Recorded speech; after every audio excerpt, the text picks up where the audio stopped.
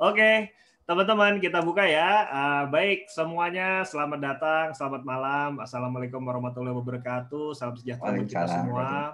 Teman-teman yang baik, teman-teman yang saya cintai, teman-teman yang sesama alma mater ITB, khususnya keluarga besar Ikatan Alumni Elektro ITB.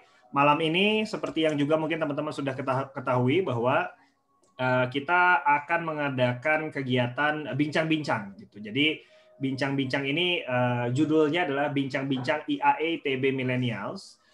Poinnya judulnya adalah tentang bagaimana generasi Y IAE ITB menanggapi tantangan dunia kerja di luar bidang elektroteknik. Nah, ini kalimat terakhirnya menarik tuh. Menanggapi tantangan dunia kerja di luar bidang elektroteknik. Karena kebetulan kita bersyukur punya alumni, punya senior, gitu ya, punya junior juga yang sudah hadir malam ini. Ada Mas Bimo dan Mas Nando.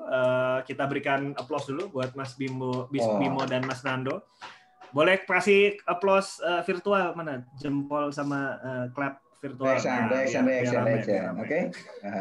Iya, karena Mas Bimo dan Mas Nando ini mungkin seperti tadi judulnya mewakili generasi-generasi yang muda gitu ya, generasi Y IAE ITB Millennials gitu, yang Mas Bimo sendiri adalah Direktur Digital Business di BRI Agro, dan Mas Nando staf khusus Menko Maritim dan Investasi periode sekarang. Dan kedua orang ini tentu punya banyak pengalaman, perspektif yang saya rasa unik gitu ya, dan sangat valuable untuk bisa kita sharing. Dan harapannya malam ini justru jadi kesempatan untuk memantik diskusi, memantik pembicaraan, menginspirasi terutama gitu ya, dan jadi kesempatan juga buat kita lebih banyak bisa menjalin silaturahmi yang berkepanjangan, longitudinal gitu. Jadi oh ya, by the way, Mas Bimo ini teman seangkatan saya dulu di Teknik Elektro 2003, angkatan 2003, dan Mas Nando Teknik Elektro 2006.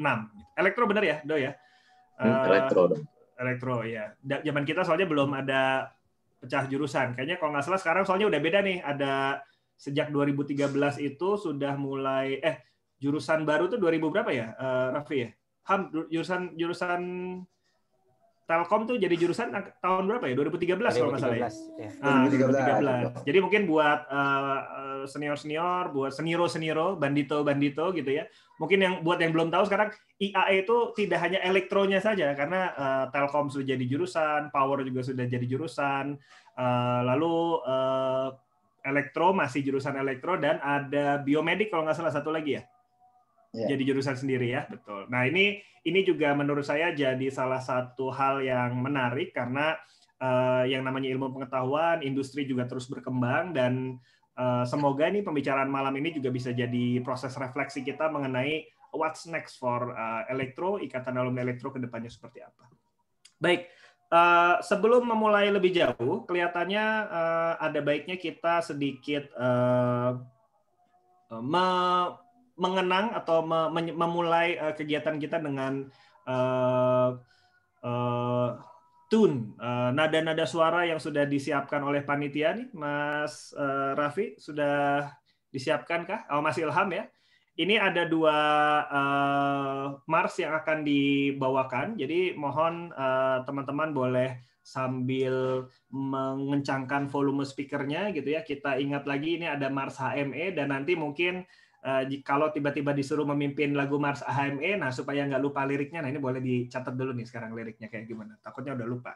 Sama abis ini ada juga Mars IMT, Ikatan Mahasiswa Telekomunikasi, betul ya? Oke. Siap, Mas Ilham, mungkin boleh kita mulai dengan diperdengarkan dulu Mars HME ITB-nya. Silahkan. 1, 3, 2,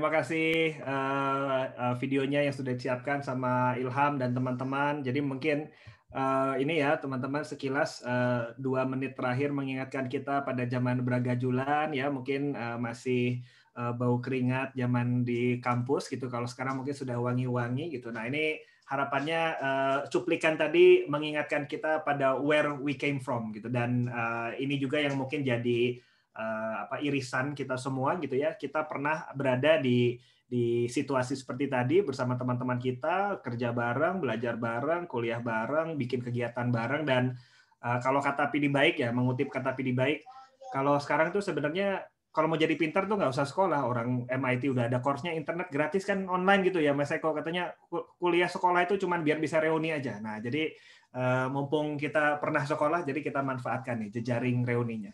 Siap, thank you. Terima kasih buat teman-teman dari HME dan IMT yang sudah menyumbangkan videonya. Dan untuk memulai ke sesi berikutnya, malam ini kita dapat kesempatan untuk membuka sesi diskusi kita malam ini oleh Mbak Nisbel yang sudah hadir di sini, dan Mbak Anissa Bella. Nah, mungkin supaya bisa ringkas, saya langsung persilahkan Mbak Nisbel membuka sebagai perwakilan dari pengurus IAITB. Silahkan.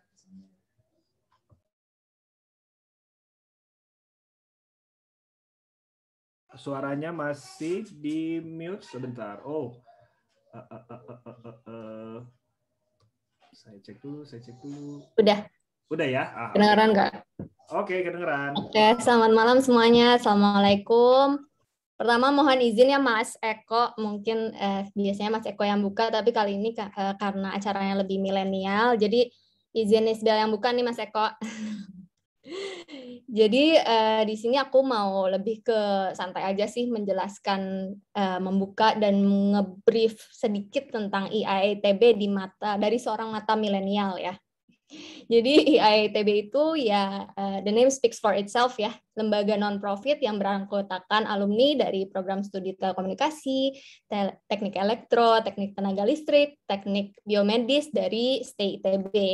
Pada 2017 sampai 2021 periode ini IAITB diketuai oleh Bapak Ririk Adriansyah dari teknik elektro angkatan non-milenial.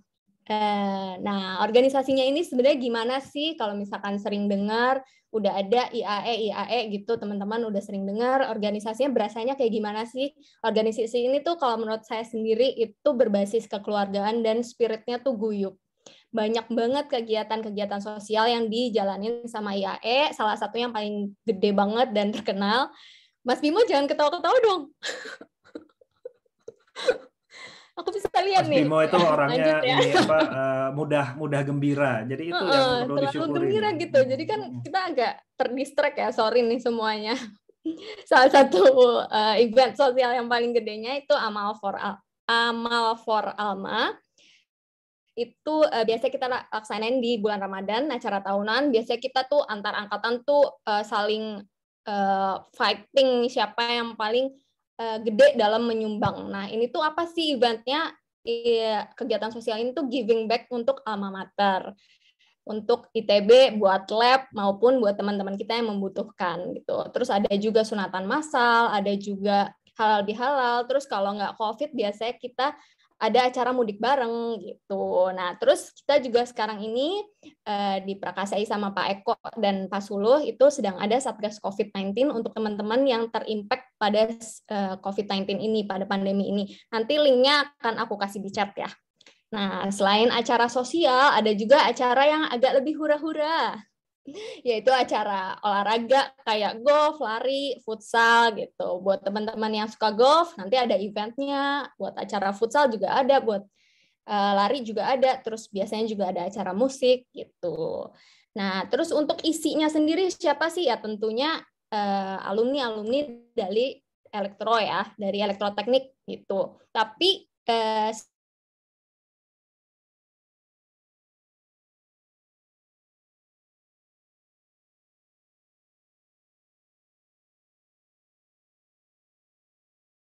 contohnya ada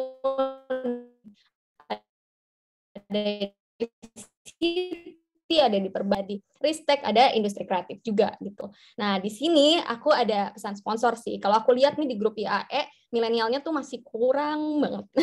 Jadi mau ngajak teman-teman buat join di IAE, karena kalau aku ngelihat nge-reflect dari konvensi, salah satu alumni elektro tuh yang milenial itu gebrakan idenya tuh luar biasa banget gitu. Jadi harus banyak nih yang kayak gini, kayak Mas Momot nih gitu. Mungkin segitu aja kali ya, udah cukup, bisa dilanjut dengan talk show-nya Mas Bimo dan Mas Nando. Thank you. Assalamualaikum. Waalaikumsalam, Miss Bel. Terima kasih. Ya, teman-teman, mungkin ini malam ini keywordnya memang meng-highlight milenial, tapi bukan berarti hanya bisa dinikmati oleh milenial, karena itu topiknya saya rasa juga cukup relevan gitu ya, lintas generasi. Jadi sekali lagi tadi seperti yang disampaikan Miss Bel, semoga ini juga bisa jadi peluang buat IAE bisa reach out ke lebih banyak lagi alumni-alumni teknik elektronya, dan terutama teman-teman yang milenial diharapkan melalui kegiatan-kegiatan seperti ini kita bisa mencari lah ya apa yang menjadi interest teman-teman, dan ini juga yang kemudian bisa difasilitasi oleh teman-teman IAE, pengurus IAE. Baik, terima kasih Nisbel sambutannya, Mas Eko dan teman-teman, Kang Reza, semua senior-senior saya, mohon izin kita mulai ya. Baik, teman-teman sekalian, kita masuk ke sesi ngobrol-ngobrolnya, dan ini kita bikin sesi ngobrol santai aja. Jadi teman-teman sekalian feel free dalam prosesnya, mau nanti punya pertanyaan. Ini kita akan ada beberapa session gitu ya. Sesi pertama kurang lebih 30 menit, saya akan memandu diskusi, memberikan pertanyaan-pertanyaan untuk Mas Nando maupun Mas Bimo. Nah, meanwhile, dalam prosesnya nanti, kalau ada pertanyaan, bisa gunakan Slido yang ada di background saya dan Mas Nando dan Mas Bimo. Jadi kalau ngebuka link, mungkin boleh dibantu ya, Panitia, ada yang bisa nge-share link di chatnya, biar mudah diklik. Jadi silakan buka aplikasi web app sli.do, sli.do. Nanti di situ bisa masukin kodenya, nomornya 338330. Dan nanti setelah masuk ke situ, teman-teman akan ada semacam tampilan untuk mengisi pertanyaan gitu ya. Slide.do seperti yang di-share sama Mas Erik, Kang Erik. Setelah itu nanti teman-teman bisa menaruh pertanyaan di situ, dan kalau ada pertanyaan yang juga sudah ditaruh dan mewakili pertanyaan teman-teman, teman-teman boleh nge-vote gitu. Jadi nanti akan ada button untuk vote pertanyaan. Nah, kalau nanti bisa nge-vote di situ, jadinya kita bisa mengumpulkan pertanyaan sambil diskusinya berjalan gitu. Oke, bentar saya mungkin kasih contoh sedikit biar cukup clear. Saya share screen, kodenya 338330. Oke, nah kalau kita masuk ke situ, kita akan punya tampilan seperti ini. Saya share screen dulu ya. Iya, tampilannya seperti ini. Nah, teman-teman bisa masuk ke room atau Slido yang tadi di-share, slide.do dengan linknya gitu ya, yang dari Mbak Ina, Teh Ina, itu bisa langsung ke situ dan bisa naruh pertanyaannya di sini. Misalnya hari ini hari apa? Hari ini hari milik siapa gitu ya? Milik siapa? Hari milikku. Gitu. Kita send gitu. Oh, boleh nulis nama, saya lupa. Nanti kalau teman-teman punya pertanyaan tentang ini juga, teman-teman boleh nge-vote. Wah, saya juga punya pertanyaan ini nih. Nah, jadi nanti di sisi saya sama panitia bisa ngelihat pertanyaan-pertanyaan yang sudah dimunculkan itu seperti apa saja. Oke, ini kurang lebih intro saja buat biar proses diskusinya bisa ngalir. Sip, sekilas itu saja preambulnya, dan mungkin sekarang kita bisa mulai dengan menyapa Mas Bimo dan Mas Nando. Halo, Mas Bimo, Mas Nando, selamat malam. Bagaimana kabar kehidupan? Ya, malam. Sehat, kondisi sehat? Alhamdulillah, masih sehat, Pak. Mas Bimo, kok suaranya nggak muncul, Bim? Cek. 1, 2, 3. Belum muncul memang. Nggak muncul. Oh, coba. Mas Nando dulu mungkin sambil menunggu Mas Bimo, gimana mungkin kita check in dulu aja kali ini. How's your Friday? Seorang Nando ini Jumatnya kayak apa? Hari ini ngapain aja dari pagi sampai sekarang kita acara nih? Meeting dari jam 7 pagi kan. Meeting dari jam 7 pagi ya? Oke. Nggak berhenti tuh meeting terus? Berhenti. Nggak ada makan siangnya? Ada? Ada lah. Mas Bimo sudah masuk Mas Bimo. Oke, aman. Nanti kita sambung ya. Itu meeting tuh sama siapa aja ketemu meetingnya, Dok? Bareng Pak Menko, ada lagi yang kita meeting sendiri juga. Jadi kan ada yang kita masih meeting PPKM juga kan. Ini kan ngurusin segala macamnya itu. Itu online toh? Lagi zaman sekarang lagi begini online. Udah nggak ada meeting fisik lagi. Udah nggak ada meeting ya. Jadi memang kita benar-benar lagi harus harus sama-sama ngejaga gitu ya. Jadi pengkondisian biar aman. Siap. Semoga tetap sehat semuanya dan Nando juga pekerjaannya di sebagai staf sus juga bisa bisa jadi salah satu peluang untuk memperbaiki situasi melalui pemerintahan. Thank you nih, Dok. Mau menyapa juga nih Mas Bimo yang mic-nya sudah agak benar. Gimana Mas Bimo, mic-nya sudah aman? Ini kenapa jadi malah nge-freeze ya? Cek Mas Bimo. Halo. Mungkin koneksinya kali ya, lagi kayaknya koneksinya ke freeze dulu. Oke, Bro Nando, nggak apa-apa. Kita mulai dari lu dulu deh. Boleh ini nggak, Dok, buat teman-teman yang belum kenal kali ya, kita masih satu era lah di kampus kan, jadi masih ketemu lah, masih familiar gitu, 2003 ke 2006 masih kebayang. Tapi buat senior-senior kita yang mungkin nggak pernah berinteraksi sama lo di kampus dan nggak ngikutin juga gitu ya perkembangan seorang Nando, dulu kuliahnya apa, ngambil S2 apa, terus sekarang kerja di mana, boleh tell us a little bit about who you are, Dok? Siapakah Bapak Nando ini? Ya, jadi kalau dulu gue pas di elektro, gue ngambilnya itu elektronika bareng Patrio kan. Jadi kita bikin VLSI, chip design. Nah, habis lulus nggak lama gue kerja di finance. Habis itu 2015 ada teman gue kontak, tanya, lu mau nggak kerja buat government? Nggak tahu gue posisinya apa. Dia bilang ya udah nanti bisa kerja bareng World Bank, bareng IMF. Kirim lah CV gue kan. Tiba-tiba diundang lah interview Binagraha, apalagi gedung Binagraha gitu kan. Biasanya Sampurna Strategik, SCBD atau apa. Ternyata kantornya Pak Harto dulu. Oh, I see. Di dalam istana kan. Ya udah, jadi di situ pas dulu 2015, tujuannya 2015 ya. Itu kan pas zamannya ini Pak Luhut sebagai ini kan kepala staf. Itu ya kita ngawal kan isu-isu strategis, ada yang ad hoc, ada yang jangka panjang.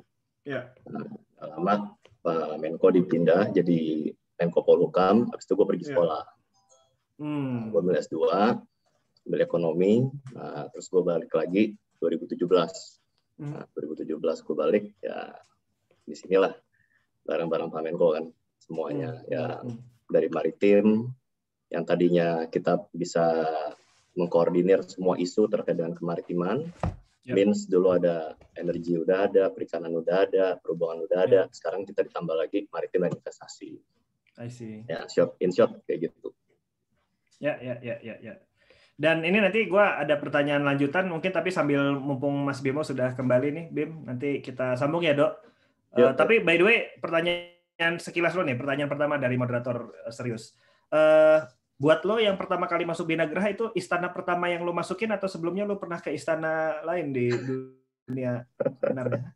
Istana pertama yang gue masukin. Luar biasa. There is always the first for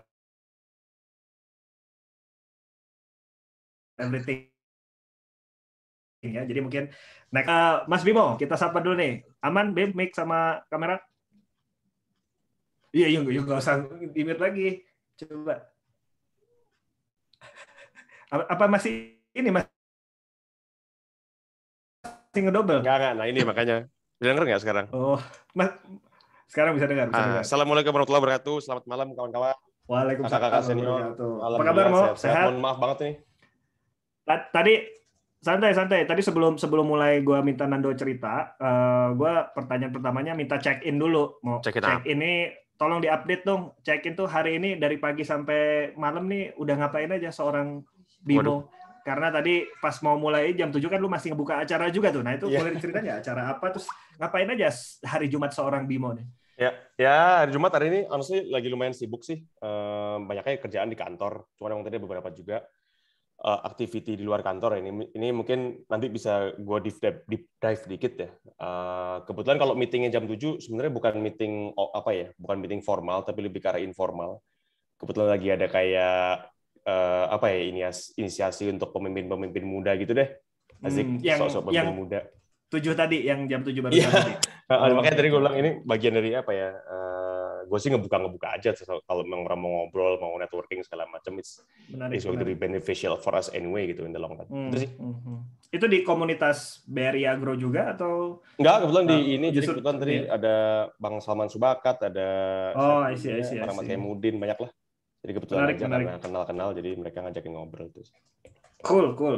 Menarik, Mas Bimo. Thank you check-in-nya. Dan mungkin buat nyambung juga nih, buat yang hadir di sini kan mungkin nggak semuanya teman-teman 2003 yang sudah kenal dengan lo gitu ya. Mungkin juga 2000 sampai ya 98 sampai 2009 kan lo lulusnya lumayan cepat ya. Jadi mungkin 2008 udah nggak ada lah yang kenal lo. Boleh ceritain nggak Bimo ini siapa dan dulu kuliahnya ngambil subjur apa, terus apa ceritanya sampai sekarang, mungkin boleh cerita juga sekarang posisinya di mana dan melakukan apa sih di your current role ini? Boleh. Jadi mungkin gue mulai dari dulunya ya kan. Maksudnya ketika gue join sorry pakai logo nggak apa ya? Kita kasual aja kan. Nggak apa-apa. Di elektro mungkin mirip sama Saska gitu kan. Kita orang masuk ke elektro tapi sebenarnya jiwanya sebenarnya bukan di situ-situ amat gitu. Hence makanya dari Saska menghina saya sebenarnya tentang lulus cepat, kan lulus saya juga lama, 5 tahun gitu kan. 5 tahun cepat kok. Please. Anyway, memang selama di kuliah seperti yang teman-teman yang kalau udah kenal saya, memang saya nggak terlalu pinter juga gitu kan. Dan di kampus juga aktifnya buat dari zaman dulu saya lebih suka main di luar gitu kan, pengen tahu sebenarnya apa sih di luar kehidupan di luar sana selain di elektro gitu kan. Nah kebetulan juga hidup kan gue bilangnya selalu dipenuhi dengan keberuntungan lah ya, insya Allah gitu. Dulu beruntung juga dapat kesempatan buat sekolah di luar meskipun cuma bentar. Habis itu disitulah sebenarnya gue nanyain sih sama diri sendiri sih. Kebetulan sekolahnya sebenarnya juga elektro juga gitu kan, fokusnya di telekomunikasi. Cuman seumur hidup gue nggak pernah menikmati pekerjaan sebagai seorang engineer. Hence makanya disitu gue pengen pivot sih. Nah pas mau mulai kerja itulah gue baru mulai pivot, lebih pengen belajar how to build a product, terus pindah juga ke consulting gitu kan. Consulting juga somewhere in between bikin produk ataupun merubah organisasi, dan akhirnya jadi terusan deh. Dan mungkin itu gue banyaknya di luar sih. 2018 balik ke Indonesia, kebetulan join di Telin. Waktu itu saya lihat tadi banyak ada Bang Yogi juga waktu itu menjamu saya waktu di Dili gitu kan, ada tadi Anas juga. Teman-teman banyak tahu lah, nggak terlalu lama di Telin, Telkom Family, cuman 6 bulan 8 bulan. Kebetulan tadi sih karena emang gue orangnya suka ngobrol, gue balik ke Indonesia, kira-kira apa sih industri yang yang bakal gede lah, quote-unquote bakal gede kan, itu gue juga belum tahu ya. Cuman gue ngerasa kayak di kita tuh emang lagi banyak kayak orang bikin startup atau enggak, basically bikin the whole digital ecosystem tuh lagi maju. Gue juga orang lagi banyak ngomongin data, dan ultimately emang yang gue lihat paling menonjol waktu itu adalah financial industry gitu sih. Dan waktu itu ya ketemu sama beberapa orang yang sealiran gitu kan, yang memang cocok gue ngobrolnya, terus dikenalin sama direktur di Pegadaian. Waktu itu gue milih Pegadaian karena memang leadership-nya bagus menurut gue.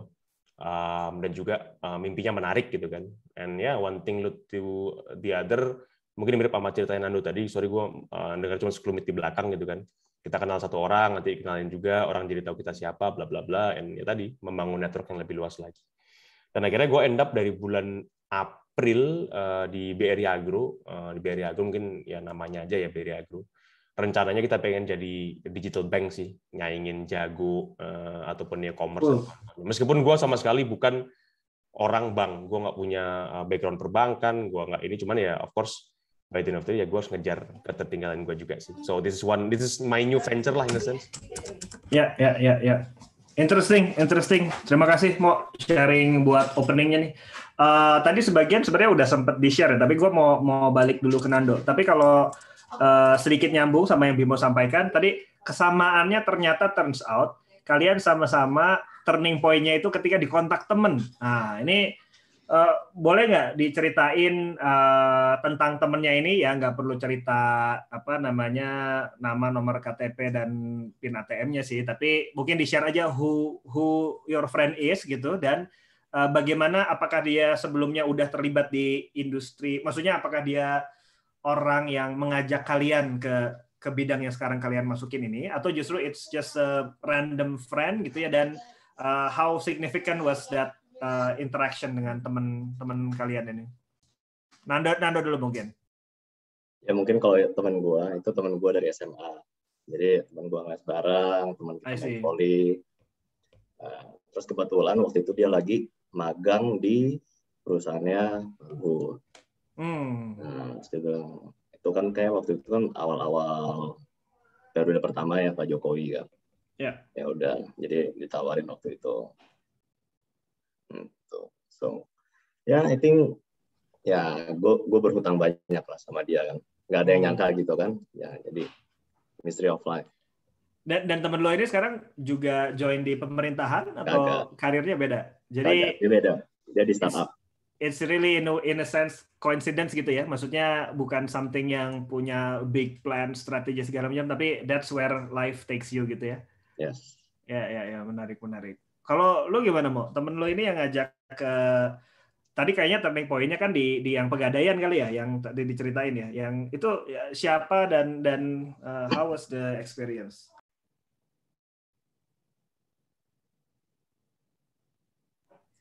Cek. Masih. Gua kagak boleh unmute sendiri soalnya. Oh, sorry. Kita jadiin co-host aja nih, Mas Bimonya. Tadi kayaknya karena ke kick. Ya mati soalnya tadi. Jadi kalau gua mungkin agak beda ya. Temen gue tuh bukan personal friend. Jadi it's part of my. Gue bilangnya gimana ya daily life lah in a sense. Gue suka ngobrol sama orang baru, dan pada saat itu memang the genesis of the relation adalah gue sama partner gitu kan, sama calon partner.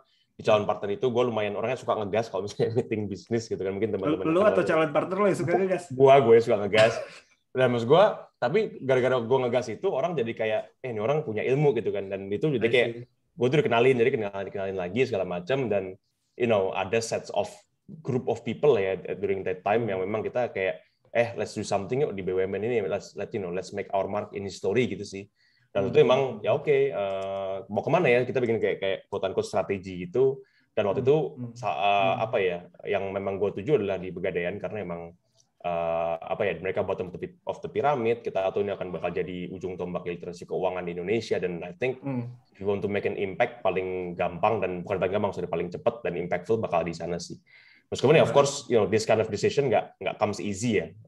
Terus gue banyak orang juga kayak nanya, lu ngapain sih mau ke Pegadaian apaan gitu kan. That's the first reaction of most people, let's be honest. Lu pada nggak akan kenal lah sama yang namanya Pegadaian, kecuali memang kita orang quote-unquote sorry ya, yang memang berkebutuhan gitu kan. Ya itu sih kalau dari awal. Menarik nih. Jadi justru malah karena lu ngegas jadi left that impression gitu ya. Dan itu malah jadi hal yang membuat lu memorable mungkin buat temen lu, dan itu yang ngebawa temen lu ngenalin lagi ke temennya lagi, dan terus nyampe ke Pegadaian gitu. Nah, ini gue jadi penasaran in terms of ngegas ini kan nggak tahu, is it a skill yang lu punya atau itu karakter yang lu punya? Makanya pertanyaan berikutnya nih buat Nando juga, gue pengen tahu what are the quality needed sih di ngerjain di bidangnya sekarang lu masuk nih. Maksudnya waktu kalian kuliah, Nando tadi apa elektronika ya? Elektronika gua. Ya, nah, kan itu kan very specific ya, skill setnya spesifik, knowledge-nya spesifik gitu. Nah, tapi kalian di sini temanya juga ini ceritanya alumni elektronik nyasar nih gitu. Ini ke other things yang tidak sesuai dengan apa yang kalian pelajari di S1. Nyambung sama poin tadi, ngegas ini apakah whether it's a character atau itu malah skill set komunikasi juga barangkali. Tapi pertanyaannya lebih ke di now reflecting on yang kalian sudah jalani berapa nih? Kalau Bimo mungkin di digital kan sejak dari Pegadaian mau udah berapa tahun berarti? 2018 4 tahun lah ya. Correct. 3 tahun lah ya, 3 tahun jalan 4 gitu ya. Dan posisinya juga Bimo tadi cerita bukan di engineering position karena sebelumnya juga udah ke produk, ke digital gitu ya. In that terms, apa skill set atau knowledge yang lo rasa vital in your day-to-day role nih sekarang? Nando duluan, gue duluan. Bimo dulu deh kalau sekarang. Oke, diputar. Nah, tadi masalah ngegas mungkin gini sih, lebih ke arah sepanjang tadi gue perjalanan hidup gue adalah ya akhirnya gue mencoba jujur sama diri sendiri sih, lebih ke arah gimana cara kita mengenal diri sendiri dulu gitu kan. Tadi gue bilang kayaknya gue nggak akan bisa engineering deh ke depan-depannya. I'm not enjoying it anyway. Jadi ya di situ gue tahu gue tuh orangnya seperti apa gitu. Nah, masalah ngegas tadi itu as simple as gimana kita tetap megang truth-nya aja gitu, kayak yang gue nggak suka misalnya orang ngomong exactly misalnya orang ngomong bullshit segala macam, gue kan call out the bullshit aja sih. Nah, itu sih poinnya. Nah, kalau balik ke skill set, of course beda-beda ya. Dalam artian kalau apakah ada satu skill set tertentu yang dibutuhkan di on a day-to-day basis, pasti varies.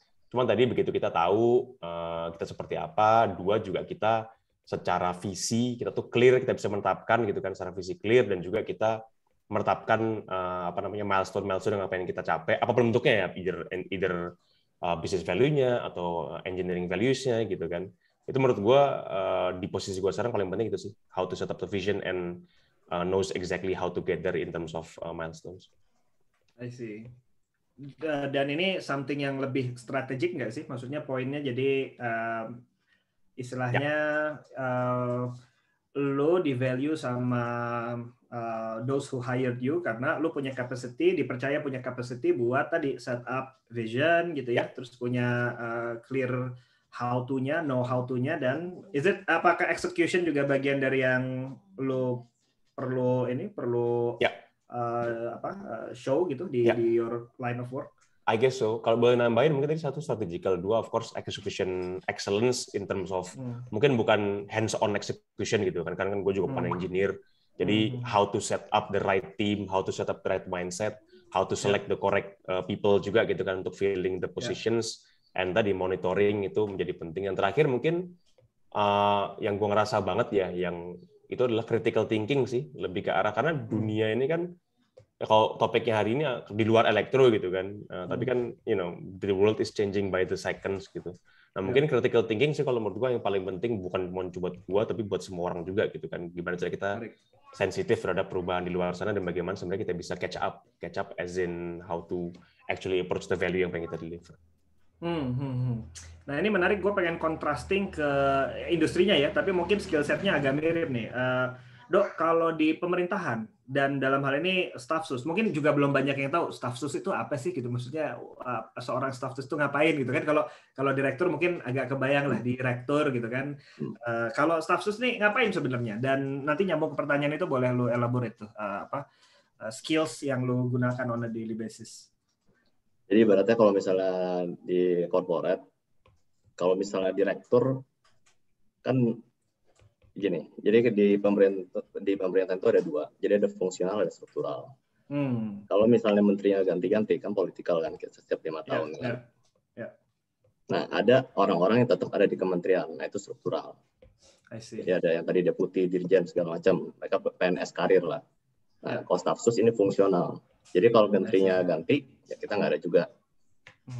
Nah tapi jadi sistemnya itu kalau misalnya barengan sama di kedeputian gitu kan, kalau kita kan di sini ada 6 kedeputian, jadi kita matriks. Jadi misalnya satu proyek, oh yaudah kita support finance-nya atau misalnya bagian strategi building-nya, kayak gitunya. Jadi sifat kita buat mensupport struktural di sini. I see. Jadi si fungsional dalam hal ini staff sus itu fungsional, keberadaannya adalah to support si structural itu gitu ya? Iya. Oke. Dan how do you do supporting itu bagaimana tadi? Itu sempat mention finance, terus mungkin apa tadi? Strateginya gitu ya. Hal yang sifatnya regularly lu lakukan itu gimana tuh dalam supporting si structural itu? Jadi misalnya nih, proyek yang salah satu kita lagi food estate yang di Danau Toba. Food estate. Ya. Nah, jadi di situ kalau misalnya kita ngomongin food estate, ya biasa kan, Kementan mereka ada bagi misalnya subsidi, melakukan program pelatihan segala macam. Waktu itu kita analisa dulu, bisa kita selalu case study dulu, habis itu baru kita eksekusi gitu kan. I see. Waktu kita case study, kita ketemu ternyata kita import gandum itu setiap tahun $1 billion. Wow. Bawang putih kita import $500 juta. Nah, terus kita milih dong. Jadi yang mana nih yang duluan gitu? Ada lagi apel, jeruk, anggur masih diimport semua. Nah, dari value per kilogram ternyata gandum cuma 3.000. Tapi kalau misalnya kita main hortikultura, kentang, bawang merah, bawang putih 12.000. Nah, kalau main buah nilai lebih tinggi. Cuma cash flow-nya 3 tahun. Jadi sebelum dia berbuah nggak bisa ada cash flow-nya. Nah, ini kan jadi suatu pilihan kan. Gimana flow dari step by step-nya. Nah, dari situ kita bilang, oke, skemanya kayak gini, kerjasama antara petani sama misalnya si off-taker-nya kayak gimana. Kita mau apa yang kita mau. Mereka nggak usah belajar bisnis dulu, tapi misalnya mereka belajar budidaya dulu. Siapa aja partnernya, komponennya apa aja. Nah, kita ngelakuin itu. Dan kalau misalnya di gua, ini kan gua staf susnya itu bidang ekonomi dan investasi. Nah, bantu misalnya bikin analisa usaha taninya. Gue bilang, range-nya petani bakal dapat segini sama segini. Nah, segini sama segini kan masalah costing. Nah, pas ngomongin costing, kan gue nggak ngerti pertanian kan. Jadi gue nanya sama artinya, Bapak biasa kalau misalnya Indofood, sebenarnya Indofood gitu kan, salah satunya kan Indofood masuk ke sana. Metode tanam lu gimana? Pupuk sekian ton di awal. Apa pestisida hari keberapa segala macam. Beda lagi sama Wings semuanya beda lagi. Ada lagi. Nah, macam-macam. Jadi di sini ya bisa dibilang kita internal consultant. Internal consultant. Gue baru mau nanya tadi, yang lu ceritain kayak tugas seorang konsultan, tapi dan rasanya memang kayak begitu berarti ya? Tapi kita juga bisa bantu eksekusi di sini. I see. Fokus ke kita jadi melakukan negosiasi juga sama off-taker-nya, kerja sama bupati, sosialisasi ke masyarakat. Jadi end to end. Lanjut. Ya, tapi basically di kementerian gua, ya kita kan bukan kementerian gua aja sih. Kita ngurusin per project jadinya. Jadi misalnya proyeknya ini ada lagi pendirian misalnya software website, ada lagi kereta api. Nah, tapi kita lintas ke lintas kementerian. Jadi nggak bisa berdiri sendiri aja kan. Jadi itu karena nature Menko Maritim dan investasinya atau every staff sus tuh kayak gitu? Nature dari si kementeriannya ya, Kementerian investasinya ya. Oke. Koordinasi. Ya. Karena Menko ya koordinasi. Nah, tadi ke agak yang lebih detail tentang skill set, Dok. Berarti dengan maksudnya mungkin kalau pakai keyword consulting ya people get some kind of pendekatan lah ya. Oh, mungkin perlu kemampuan analisis, tadi lu sempat mention juga, terus juga negosiasi dan seterusnya. Kalau boleh lu highlight, what are the most important traits atau skill set yang turns out itu yang lu rasa vital dalam ngejalanin peran staff sus nih? Big picture ya. Big picture. I mean bukan cuma staff sus ya, tapi as a government, as a ministry, kita itu dilatih buat melihat big picture-nya sebenarnya seperti apa, tujuannya apa yang kita mau capai. Apa question-nya gitu kan. Jadi misalnya yang tadi gue ambil contoh lagi yang pertanian. Di situ kan gue nggak bisa cuma mikirin petaninya untung. Nah, karena di sini ada off-taker-nya nih. Si Indofood juga harus untung. Perusahaan lain juga harus untung gitu kan. Nah, mereka kan dihubungkan oleh harga belinya berapa, jumlahnya berapa, cost-nya berapa. Yang kita coba buat balance out as a government gitu. Dan itu ini pertanyaan yang nanti mau gue lempar ke Bimo. Where did you learn to see the big picture dan bisa dalam artian tadi kan lo perlu consider all things gitu ya, 360 semua consideration tadi nggak cuman ke petaninya, off-taker-nya juga gitu karena lo mewakili si government itself. Nah, where did you learn how to do that gitu? Dan di titik mana di karir hidup lo dari mulai kuliah, mungkin kerjaan pertama atau pas sekolah S2 gitu, di mana lu mulai ngerasa you have that skills dan akhirnya lu utilize itu as a career gitu? Gue atau Bimo? Nando dulu. Mumpung masih jadi kalau gue mungkin dari kuliah kan gue suka ikut dulu S1 nih. Business competition S1 ya, oke. Itu Danone kan. Jadi kan di situ baru pertama kali lah gue belajar kan, ternyata ada bukan cuma marketing tapi ada finance-nya juga, ada operation-nya juga. Nah di situ gue ngeliat ini ternyata ada suatu dinamika antar bagian kan. Nah di situ juga mungkin itu yang ngedrive ya. Jadi maksud gue itu juga suatu proses kan, gue nggak tahu sampai gimana cerita sampai sekarang. Cuma ya dari dulu gue suka untuk melihat sebenarnya big picture-nya apa sih, gimana dinamikanya. Nah itu akhirnya ngebawa gue ke finance. Nah pas di finance, semua yang terjadi di satu perusahaan actually reflected kan di laporan keuangan kita itu kan. Betul. Apakah lu benar ngurusin bisnis lu, market strateginya segala macam kan efek ke revenue. Nah, akhirnya habis itu gue ngambil lagi S2 gue makroekonomi. Jadi ngomongin inflasi, interest rate segala macam. Ya, and it helps gitu. Makro, mikro kita jadi tahu sebetulnya apa nih targetnya, mana yang benar, mana yang salah gitu, mana yang prioritas. I think that's what helps sih sebetulnya for this job. Interesting. Dan tadi sekolah S2 yang mikro itu juga lo lakukan ketika udah jadi staff sus sebenarnya belum ya, tapi udah kerja di tapi udah waktu itu pemerintahan kan? Udah di pemerintahan. I see. Dan apa maksudnya kemudian lo decide, wah I'm gonna do this for the sekian lama nih as a career di pemerintahan, itu ketemunya maksudnya waktu lo memutuskan S2 kan pasti jadi consideration kali karena lo ngambilnya macro finance lagi. Ya, jadi itu baliknya sebenarnya 2014 kali ya. Waktu itu kan lagi maksudnya kita ada hype-nya juga kan, hype government melakukan sesuatu yang baru gitu kan. Nah, waktu itu ceritanya itu gue lagi bansos ke kolong jembatan. Oke. S apa nih, kan belum masuk pemerintahan waktu itu? Belum. 2014. Sebagai apa waktu itu? 2013. Volunteer atau sebagai apa? Volunteer.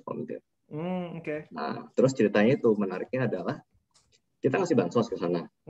Tapi ternyata orang-orang yang tinggal di sana itu tetap mau tinggal di sana. Waktu itu pemerintah kasih, udah nih, lu pindah ke rumah susun segala macam kita bayarin kan. Mereka nggak mau pindah. Karena kalau pindah, mereka bayar rent. Nggak dapat bansos lagi. Nah, jadi di situ gue ngeliat kan di sini, ini ada sesuatu. Gimana cerita kita mau niat baik, tapi akhirnya malah membuat lingkaran setan buat mereka. I see. Nah, itu yang sebenarnya yang titik baliknya di situ kan, akhirnya ke government kan. Menarik. Interesting story, Dok. Nanti kita coba elaborate lagi ya. Nah, ini ke Mas Bimo. Pertanyaan yang sama, Mo, terkait skill set tadi gitu ya. At which tadi udah sempat mention kan, maksudnya lu sendiri comes to realize bahwa ternyata gue nggak terlalu interest nih ke engineering gitu, dan turns out memilih ke consulting, create produk gitu ya. Di titik mana lo pick up those skills gitu? Apakah waktu S2 itu udah ada, atau kalau Nando tadi cerita pas kuliah ikut business competition dan turns out itu juga sesuatu yang ngedefine, gue bisa ngelihat big picture. Kalau lo sendiri gimana? Ya. Kalau gue seperti yang Saska juga tahu, waktu kuliah gue banyak nyampah, jadi kayaknya bukan di kuliah jelas. Sekarang lagi tren loh, mau pembangkit listrik tenaga nyampah, jadi mungkin bisa nih. Nah, joke aside, mungkin waktu itu ya dari mungkin teman-teman yang kenal gue waktu Belanda kan tahu lah, gue tuh join di satu company yang quote unquote mantan startup itu, TomTom tuh kayak basically set-nav company lah ya.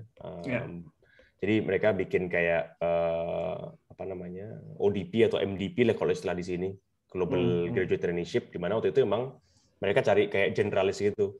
Nah, generalis itu tuh rollingnya emang dari sudut pandang product management, dari sudut pandang sales, dan kebetulan waktu itu gue dapat privilege yang lumayan sih, kayak on a monthly basis kita akan meeting dengan board-nya gitu kan, untuk dengerin mereka tuh pola pikir mereka seperti apa, dan kawan-kawan. Dari situ gue benar-benar kebuka banget bahwa gila, kalau emang gue pengen pivot atau shift career path, apa yang harus gue kejar tuh masih jauh banget gitu. Nah di situ gue ngerasa kayaknya gue harus melebarkan gitu kan, dan juga menajamkan. Prinsip gue sampai sekarang adalah namanya team model. Jadi gue punya overview at least di semua bidang, tapi satu bagian gue emang benar-benar harus ahli gitu kan. Dan di situ gue pakai terus model mindset gue ketika pindah di consulting waktu itu di Belanda juga di Accenture. Gue emang sengaja bukan dibilang sengaja atau nggak sengaja, intinya bejo lah, bejo tuh beruntung lah. Laki. Laki lah, gue cukup laki untuk dapat memilih project-project yang emang gue pengenin, karena mungkin teman-teman yang di consulting udah lebih lama dari gue tau lah dinamikanya di situ kan. Kalau misalnya lo bagus di satu project nggak akan dilepas gitu kan, tapi kalau lo kelamaan satu project juga boring dan performance-nya akan turun. Jadi gue waktu itu lumayan pindah-pindah di project-project itu, jadi gue dan juga lintas negara ya, di Belanda, pernah di Dubai juga, di Prancis, di Czech Republic, dan di situ emang tujuan gue adalah gue pengen secepat mungkin ini sih, pengen tahu modelan pikirannya si level itu kayak gimana gitu. Karena kan kebetulan consulting, manajemen consulting atau strategi consulting kan emang directly counterparting sama si level tuh. Nah, di situ sih gue ngerasa kayak kayaknya emang yang dibutuhin kalau emang gue pengen ngelip my karir dan emang ngejar yang pengen gue deliver tadi, mindset gue juga sama seperti mereka deh. Nah, di situ kayak gue mulai nangkep kekurangan gue apa, gimana cara menuju ke sana, karena ultimately emang kalau emang kita nggak punya ilmunya, ya as simple as kita harus nanya sih. Gue tuh banyak nanya, ngajakin mereka ngopi Jumat sore gitu kan, lo ajarin gue dong, gue ngerti begini-beginian. Dan ya alhamdulillah sih orang lumayan open juga sih, kalau emang orang nggak tahu mereka pasti akan spend waktu juga buat kita sih. Dan ya itu tadi, alhamdulillahnya bermanfaat sih ketika gue udah balik ke Indonesia, kebetulan tadi cerita segala macam, dan gue dipercaya jadi pemimpin juga, ya gue udah punya bantalan lah kasarnya, meskipun belum terbukti ya. Don't get me wrong, ini I'm just still starting out anyway. Itu sih kira-kira. Very interesting, Nando. Ini kita masih akan lanjut, tapi karena kita mau ada segmen-segmen di tengah-tengah gitu ya. Jadi mungkin untuk sekarang kita pause dulu sambil gue juga ngeliat-liat lagi si daftar pertanyaannya biar nanti bisa dipilah-pilah. Mungkin untuk sesi sekarang mau saya lempar dulu ke Bro Raffi nih, teman baik kita Elektro 2006, yang akan cerita tentang konvensi IAE ITB. Jadi kepada Bro Raffi dipersilahkan, the stage is yours. Baik, udah keren suara gue, Sas ya? Terima kasih Mas Saska. Assalamualaikum warahmatullahi wabarakatuh. Shalom, Om Swastiastu, Namo Buddhaya, salam kebajikan. Selamat malam rekan-rekan IAE, kawan-kawan, dan terutama ada beberapa senior di sini.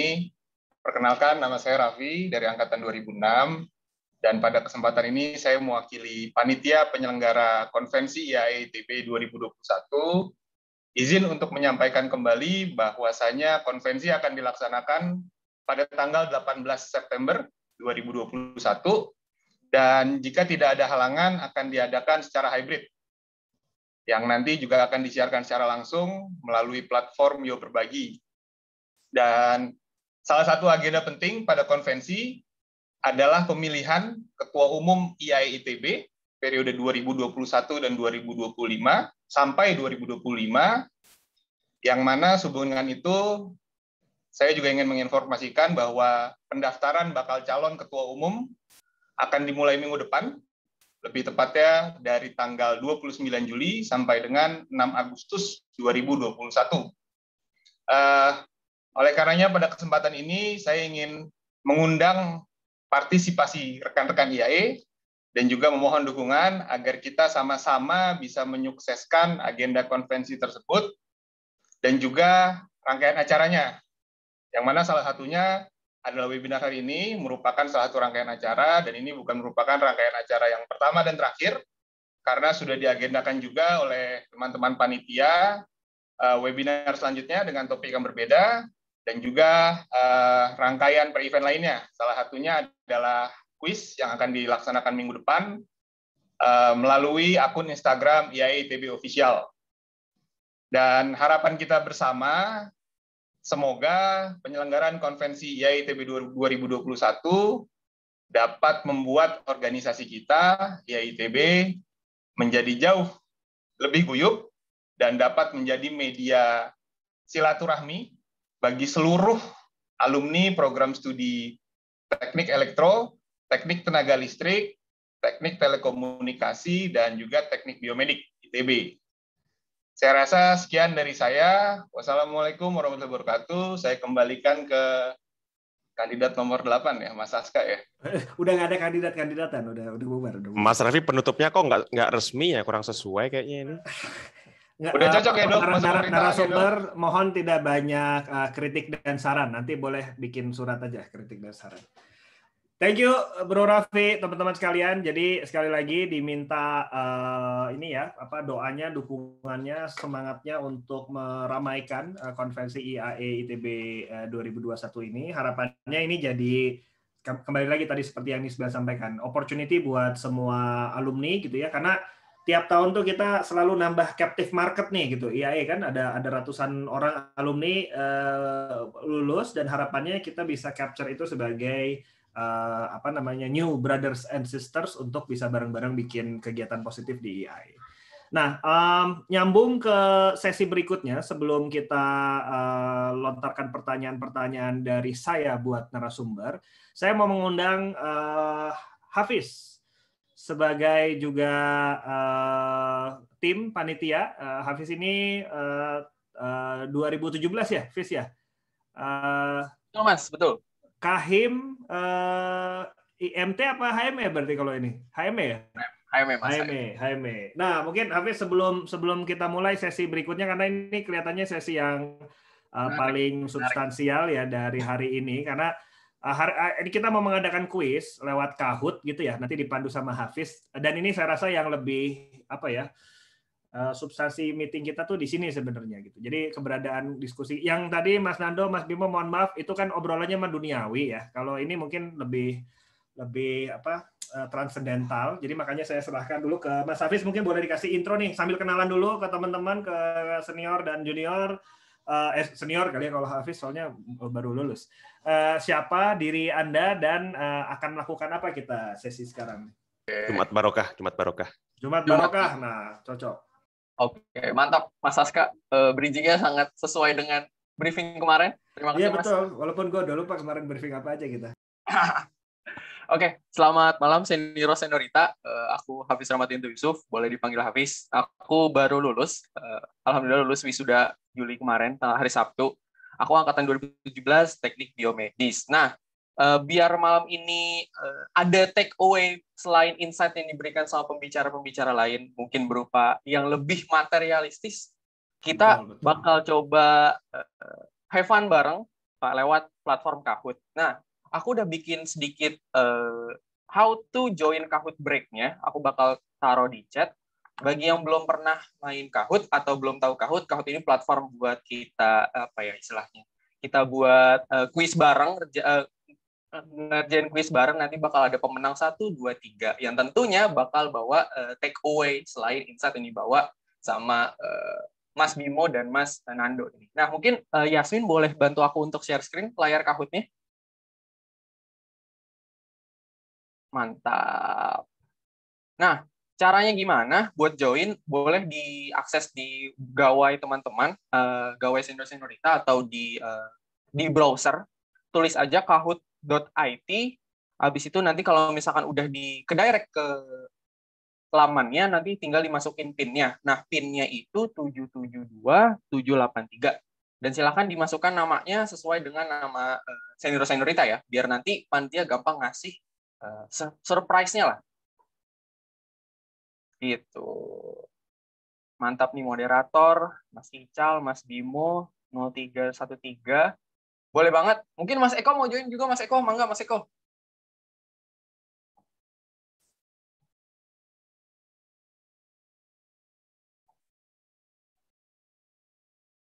Oke, kita tunggu nih. Kita ada pesertanya sekitar 103 nih. Jadi kita tunggu makin banyak lagi nih. Kalau misalkan makin banyak, makin asik seperti. Pertanyaannya gampang. Ada 5 yang ntar bisa teman-teman baca di layar. Dan ntar cara jawabnya gimana? Jawabnya di gawai masing-masing. Kalau misalkan aksesnya dari browser, nanti di browser bakal ada pilihannya. Mekanisme gimana? Siapa cepat, dia yang poinnya paling tinggi. Mantap. Di sini udah ada Fauzan R, Tata, Ido. Mas Aska join nggak, Mas Aska? Mas Nando, Mas Bimo? Gue moderator. Udah ada Raffi buat IAE tuh.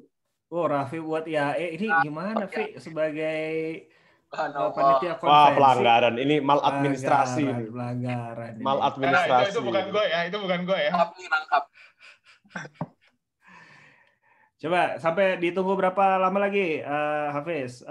Sampai 40 atau sampai 50 atau mau time box kita countdown? Kita countdown aja kali Mas, biar ada tegang-tegangan sedikit. 20.04 deh, kita tunggu 2 menit lagi. Oke, 2 menit lagi. Nah, sambil nunggu 2 menit lagi, silahkan yang belum join, kita akan ini ya, mencoba menguji pengetahuan kita tentang buku pintar. Jadi yang dulu beli buku pintar, nah supaya ada manfaatnya kita sekarang coba jawab nih. Boleh buka yang di rumahnya punya buku pintar, disiapkan di situ. Kalau nggak salah pertanyaan pertama tuh ini berapa kedalaman rata-rata Samudra Pasifik kalau nggak salah nanti di buku pintar. Berasa SBMPTN ya Mas pertanyaannya kalau gitu. Iya. Oke, ditunggu nih. Ya, 1 menit lagi, boleh? Sas, kita kan nggak tahu pertanyaan SPMB, Sas. Iya. Kita kan USM. USM ya. Tapi tahu, pertanyaannya doang mah. Jawabannya yang nggak tahu. Itu belakangan lah, Mas. Jawabannya. Oke, sudah. Dulu ada di koran. Ada Mang Mamo juga cobain. Mang Mamo. Siap. Oke, 20.04. Kita lock aja nih. Kita lock dan kita start. Admin, mangga. Siap. Permainan dimulai. Siapa namanya? Lord LBP. Gak bener banget deh. Oke. Tanggal berapa konvensi pemilu rencananya akan dilaksanakan? Waduh, ini kalau dengar. Ayo. Ini skill menyimak ya. Nah, ini mungkin bisa buka buku pintar halaman 118. Gue sebenarnya tadi lupa juga tadi dengar. Mungkin Mas Raffi kalau mau ngasih hint boleh Mas. Tapi tunggu waktunya habis aja.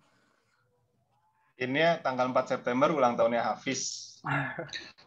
18 September. Oke, jawabannya. Ini bener kan nih Mas? 18 Mas? Tuh. Wah, 18 salah gue. 18 ulang tahunnya Hafiz. Oke. Ini tadi masih pemanasan. Pemanasan. EGS pasti Erik. Kayaknya nggak boleh nih Pak. Iya bener, Erik tuh. Siapa ketua IAE ITB periode 2013-2017? 2013-2017 ya? Oh iya benar. Satren Akbar. Tahu bisa ke yang kuning mungkin ya Mas Saska. Iya, bener betul. Ya. Kalau saya sih milih Satren Akbar. Oh, kemarin saya belum bisa milih sih Mas. Jadi maaf ya. Belum lulus soalnya Mas. Runner up tuh juara yang tertunda kan? Beda mau.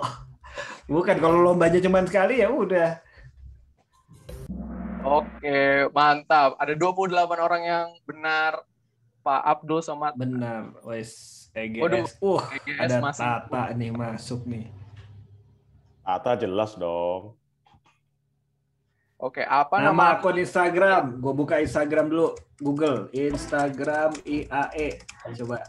Langsung follow kalau belum follow guys. Kok ada IAE Business School? Salah nih gue. Oke, Chamsik nama apaan tuh? Wah, ini nggak bener.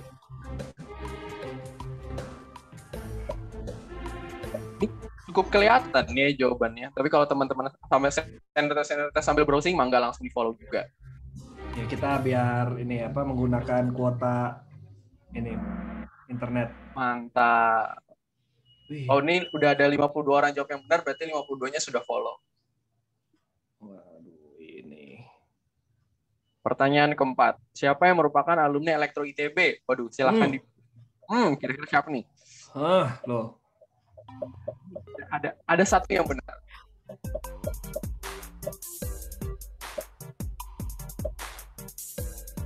Siapa nih Mas Saska? Kira-kira? Lupa, aku tahu sih. Googling dulu deh. Boleh googling, boleh. Tapi waktu tinggal 8 detik. Lupa. Ini kuisnya kok bukan milenial gini ya? Telat gua. Oh iya benar. Benar. Gue tadi mau, iya benar. For your information, Pak Abu Rizal Bakri itu dulu mantan kahit juga. Tapi cocok. Mungkin bisa kita masukin grup WhatsApp kita ya, Fis ya, grup WhatsApp. Boleh ya. banget. Belum Kalian ada padahal. Pertanyaan terakhir nih, double points. Siapa yang bukan merupakan kaprodi di Fakultas TEI saat ini?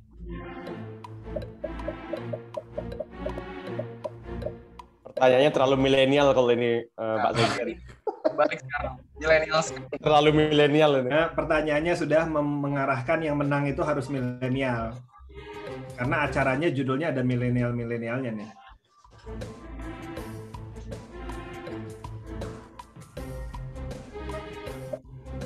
Oke, masih udah semua jawab, mungkin boleh di-skip aja.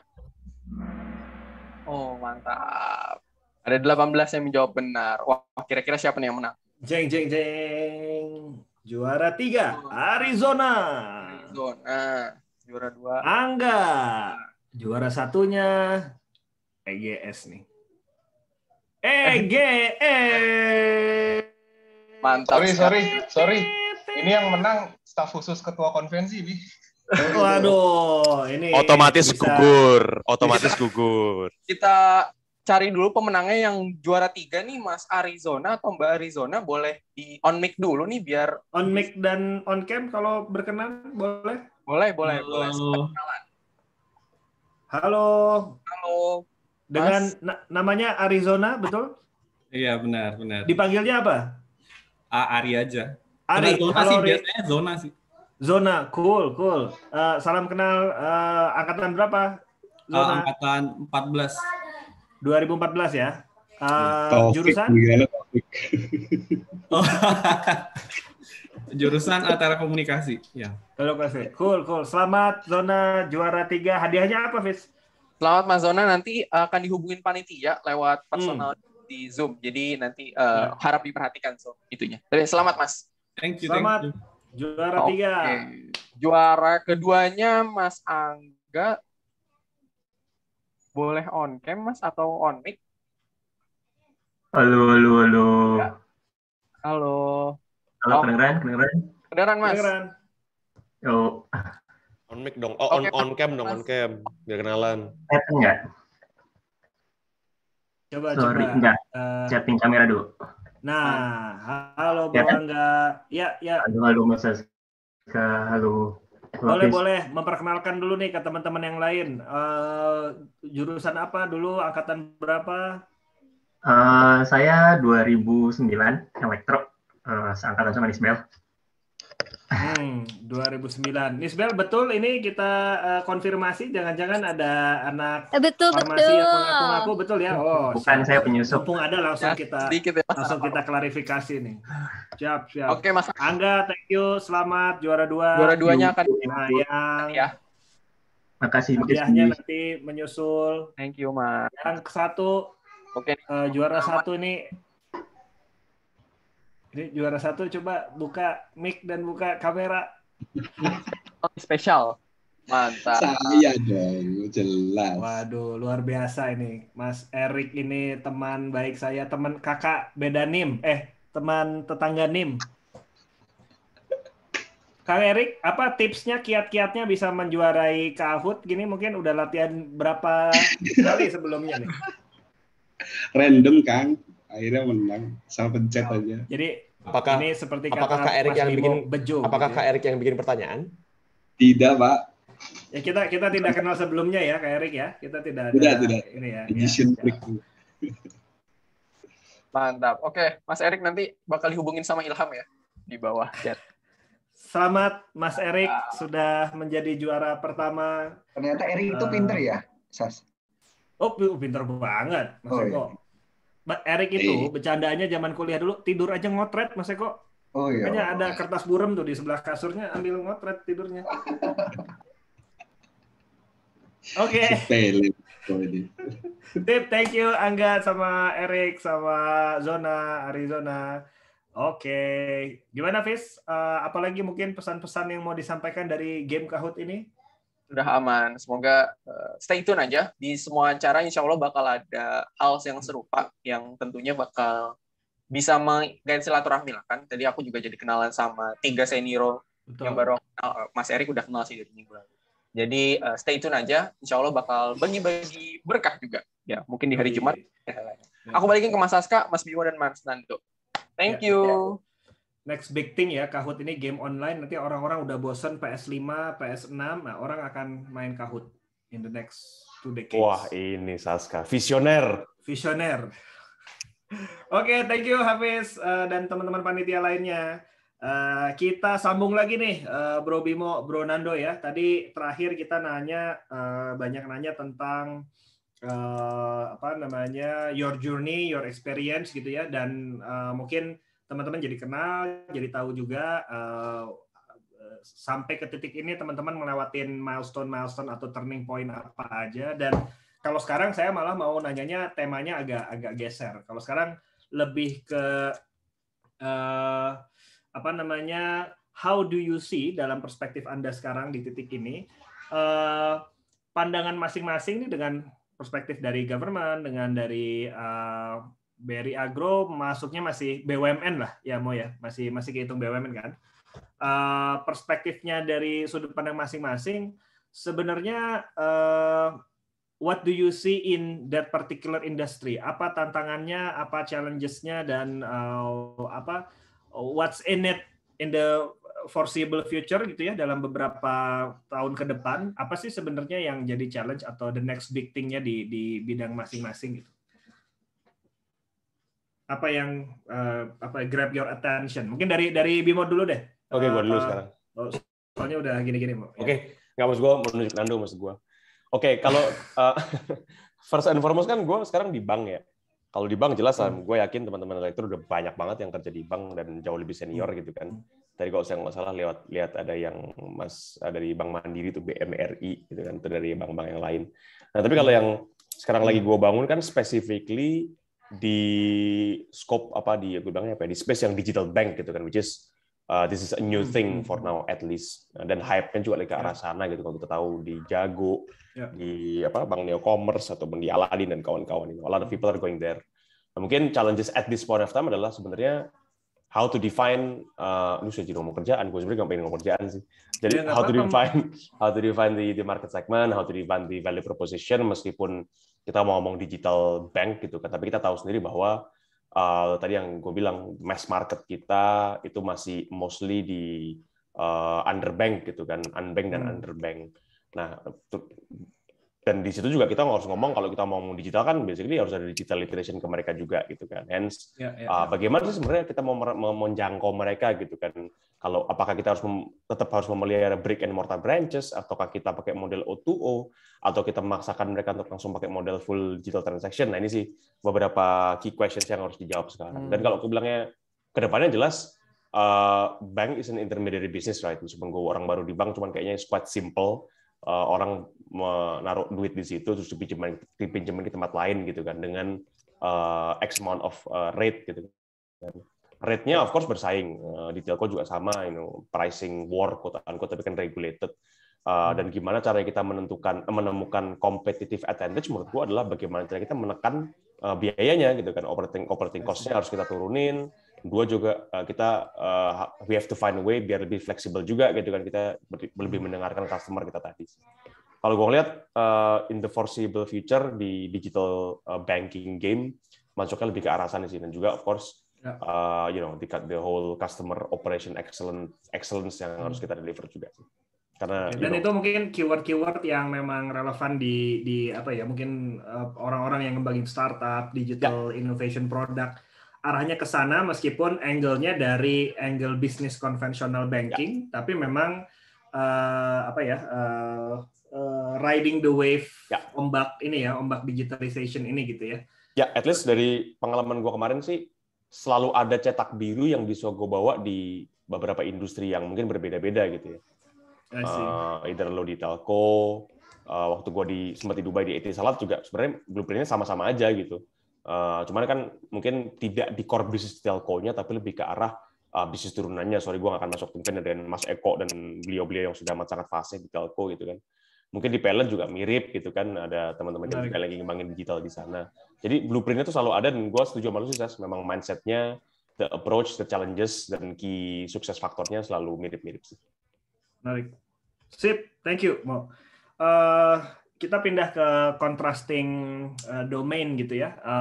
Kalau pemerintahan, Nando, gimana nih next big thing atau next big challenges yang perlu di overcome di pemerintahan? Karena kalau kita bicara pemerintahan, kayaknya respon yang likely orang akan bilang adalah mungkin lambat gitu ya, terus lembam dan seterusnya. But in your perspective yang sekarang ada di dalam, tapi juga bergeraknya mungkin lebih lincah karena as a staff sus yang fungsional, how do you see challenges yang lo lihat nih sebagai staff sus di pemerintahan?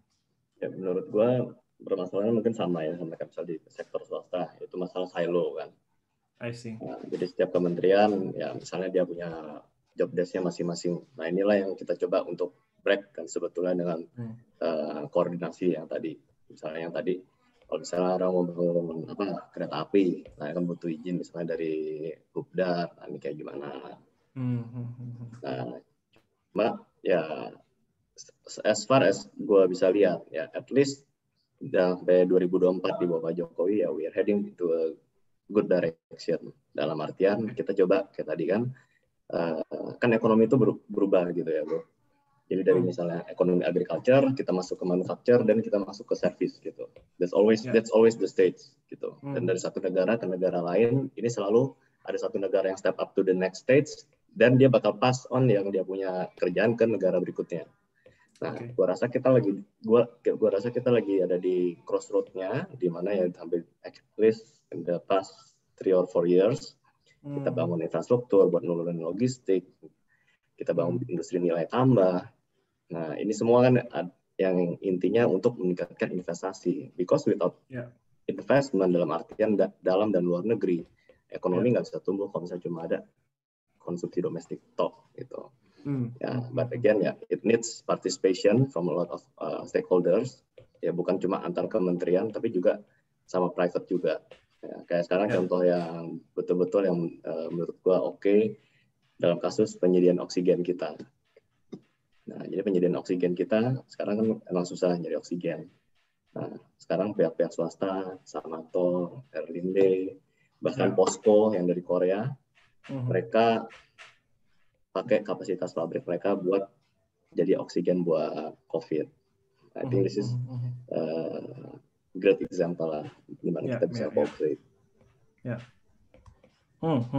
Tadi sempat mention ini dok, mungkin again, gue banyak pertanyaan awam karena gue don't understand how government works gitu ya. Tapi poin tadi tentang passing on role sebuah negara dari yang tadinya manufaktur, kalau kemudian dia move on ke service, artinya ada gap yang ditinggalkan di ekosistem dunia berarti ya, konteksnya gitu ya. Jadi misalnya kalau dulu di Cina misalnya mereka produksi tahu banyak gitu. Dan as the economy grow, terus orang-orang ini lihat pendapatan dari tahu kok nggak enak nih. Jadi habis itu misalnya petani-petaninya pun berpindah, gue nggak mau lagi bikin tahu dari kedelai atau apa. Mereka bikin lagi tadi misalnya cash flow-nya lebih besar, ada off-taker-nya. Dan another country bakal take the role of misalnya exporting tahu. Simpelnya gitu. Iya. Dan Indonesia tadi lu cerita we are heading in the right way. Tapi kalau boleh di-highlight yang mungkin maksudnya dari yang perspektif lu aja ya, yang beneran lu handle dan lu analisis juga, apa nih spesifik fokusnya yang under domain lu ke arah mana? Apakah memang ada sektor tertentu atau tadi ke service, tadi lu sempat mention bangun industri nilai tambah gitu. Gimana ininya? Jadi mungkin kalau di gua itu lebih ke arah tadi pertanian sama pertambangan. Kan of course relate-nya ke banyak hal ya. Misalnya tadi industri nilai tambahnya misalnya masuk ke nikel, dan kita ngomongin vehicle. Electric vehicle artinya ngomongin lagi Pertamina ke depannya kemana, dan this should be a transition dari energy mix kita. Dan kalau kita mau ngomongin energi bersih, dan gimana kita transisi dari pembangkit batu bara ke renewable energy, ya it correlates lah. Ya. Dan itu menurut gue jadi nyambung nih, pas banget. Padahal kita nggak rencanain ya. Itu nyambung sama pertanyaan gue berikutnya sebenarnya, Dok. tadi sempat terakhir mention tentang Pertamina, clean energy gitu ya. Kan itu juga things yang dipelajari nih di elektro gitu. Nah, sekarang pertanyaan gue bukan soal spesifik topik itu, tapi dengan challenges yang akan datang itu breaking down silo gitu ya, terus kemudian industri nilai tambah gitu. What's missing menurut lu sekarang dari mungkin dunia akademi gitu ya, pendidikan dengan industri gitu. Maksudnya tentu selain orangnya juga kan pasti ada berputar gitu, manpower orang-orang, dan bersama orang-orang dia bawa mindset-nya, dia bawa knowledge-nya, dia bawa ideas-nya. Let's say kalau misalnya kita ngebayangin di periode berikutnya nih 5 tahun, 4 tahun ke depan gitu, sebenarnya harusnya yang masuk ke dalam hal domain lo gitu, pemerintahan dan industri-industri tadi, harusnya akademi itu bisa dunia akademi itu bisa support lulusan-lulusan yang kayak apa sih? Ya, jadi menurut gue ini juga penting banget buat misalnya universitas bisa berkembang ya, dalam artian misal ya kita bikin misalnya teknologi yang smelter tadi, kan itu kan teknologi yang kita nggak punya, atau misalnya kita punya tapi nggak efisien. Nah, ini kan ada sesuatu yang dari investor misalnya dari China itu bawa sini gitu kan. Nah, dan of course pada saat ini juga salah satunya kan kenapa ada TKA-nya gitu, karena ini juga ngomongin transfer of technology. Nah, tapi yang government minta di situ selain mereka masuk misalnya TKA masuk nih dalam artian pertama mungkin mereka bangun pabriknya jadi jumlahnya banyak, tapi gradually ini bakal berkurang. Misal dulu 9 TKA, 1 TKI. Nah, tapi berubah begitu jalan udah kebalik, 9 TKI, 1 TKA. Karena udah ada di situ proses transfer teknologinya. Nah, tapi di situ yang kita butuh ini kan jangka panjang kan. Jangka panjangnya ini kita minta, ya udah bikin juga politeknik dong. Nah, disinilah politeknik dosen-dosen dari ITB, dari UI, bantu ngajar di politeknik itu. Nah, jadi kita expect sebetulnya bisa ada leapfrog di situ, akademisi juga kalau misalnya dari profesor-profesor di universitas kita mulai kerja di politeknik yang berhubungan sama industrinya. Dan actually kita bakal upgrade kualitas dari universitas kita. I see. This is ya sinerginya gitu sebetulnya. I see. Boleh dielaborate nggak, Dok, soal misalnya tadi dosen-dosen ITB, ahli-ahli yang ada di ITB misalnya gitu ya. Ketika lo mention kerja di politeknik, maksudnya yang gue tangkap kan mungkin ya mengajar juga di situ gitu ya, atau melakukan penelitian, mungkin gue nggak tahu kalau politeknik case-nya gimana. Tapi currently gimana state-nya itu? Apakah sudah ada yang seperti itu berjalan atau perlu lebih banyak lagi atau gimana tuh? Udah ada yang jalan, itu yang di Morowali kan udah jalan. Nah, cuma ya kita terus minta tambah ya, state by state lah. Ini kan juga terus hubungan sama misalnya sama Tiongkok. Nah, kita minta ada pelatihan, kita kirim engineer ke sana untuk dilatih. I see. Ya, Pak. Dan dari skala currently ya, maksudnya dari skala 10 perfect seperti yang lu bayangin capacity-nya, kalau 1 skala sangat belum sempurna gitu ya. How do you see current situation kita sekarang, dan pengennya kita move ke angka berapa nih in the next 3 years lah, 3-5 years gitu? Ya, I think kita butuh lebih cepat aja sih. Dalam artian kan waktu pendek, cuma ada balapan ya, 3,5 tahun, 4 tahun lagi kan. Yang secepat-cepatnya kita harus bisa lay out the foundation. I see. Ya. Oke. Dan ini mungkin jadi opportunity buat collaboration dengan ITB, dengan ya maksud gue IAE kan juga punya special place lah gitu kan di ITB jurusan stay-nya gitu. Jadi mungkin obrolan tadi itu juga bisa di-capture sama teman-teman kita barangkali yang jadi dosen, jadi peneliti gitu ya, baik di ITB-nya ataupun di kampus yang lain kan banyak juga gitu. Mungkin itu jadi salah satu anchor point lah kalau kemudian ada yang kepikiran bisa collaborate, we can start somewhere di seputar yang tadi disampaikan Nando. Siap Nando, thank you. Gue coba sambung ke Bimo. Tadi Bimo udah duluan. Hadir. Oh iya, sorry gue lupa. Nggak, gue tadinya lupa mau nanya hal pertanyaan yang sama kan, tapi tadi udah diceritain juga challenge-nya. Tapi again, kalau yang ini, yang akademik, tadi sempat mention ada keyword di depan-depan sih soal critical thinking gitu ya, dan lu juga cerita skill set-nya justru satu sisi lu beruntung kecemplung dan lu tadi sempat mention lu generalis. On the other hand, kampus kita kan maksudnya dunia pendidikan mostly ngajarin kita untuk jadi spesialis gitu. Tapi in your perspective, what's missing nih dari dunia akademik kita sekarang? Oke.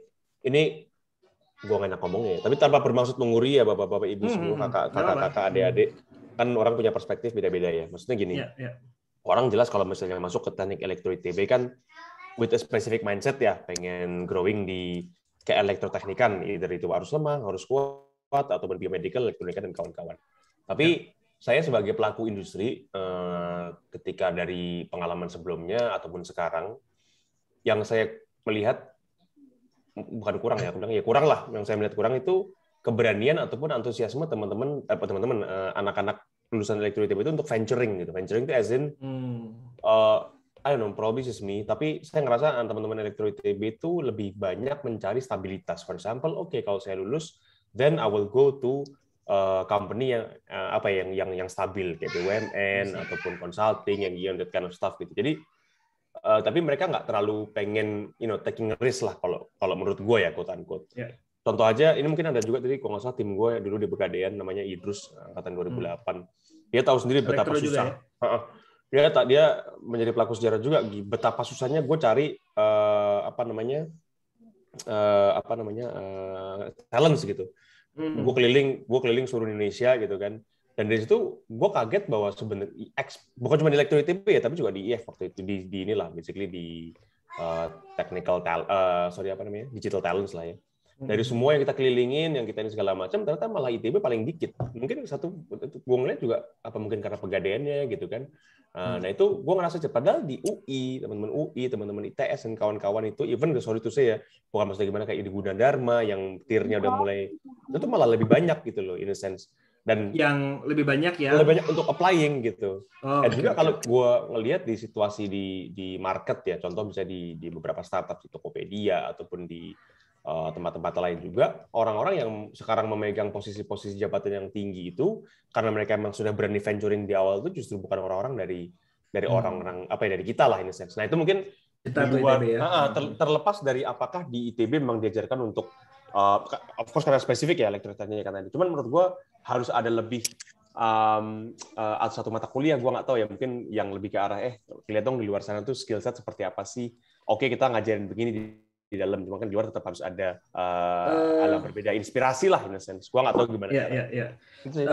Boleh diceritain nggak, Mo? Kenapa menurut lo penting untuk orang-orang berani mengambil yang risk dan tentang venturing gitu? Why do you think it's important? Ya, karena balik ke statement gue di awal tadi sih, sekarang the world is changing and the change is fast, right? Mungkin Nando juga cerita, even di government juga sekarang berubah. Orang banyak banget stigma first and foremost adalah di government pasti lama gitu kan. Cuman kita lihat ada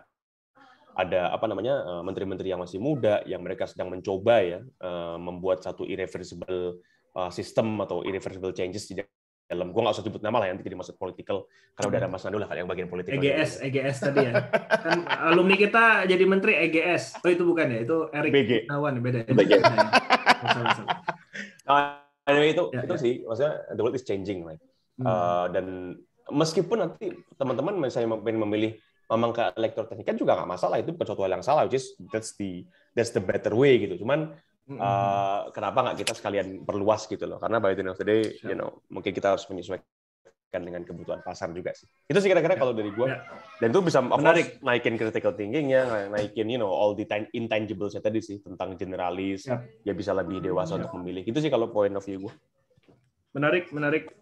The world is changing fast, dan ini juga something yang tadi ya Nando juga bicara soal harus cepat gitu, karena ya memang betul, maksudnya dunia udah nggak nungguin kita gitu, kitanya yang harus ngejar perubahan yang terjadi kalau bukan kita yang change ourselves, other people will change us.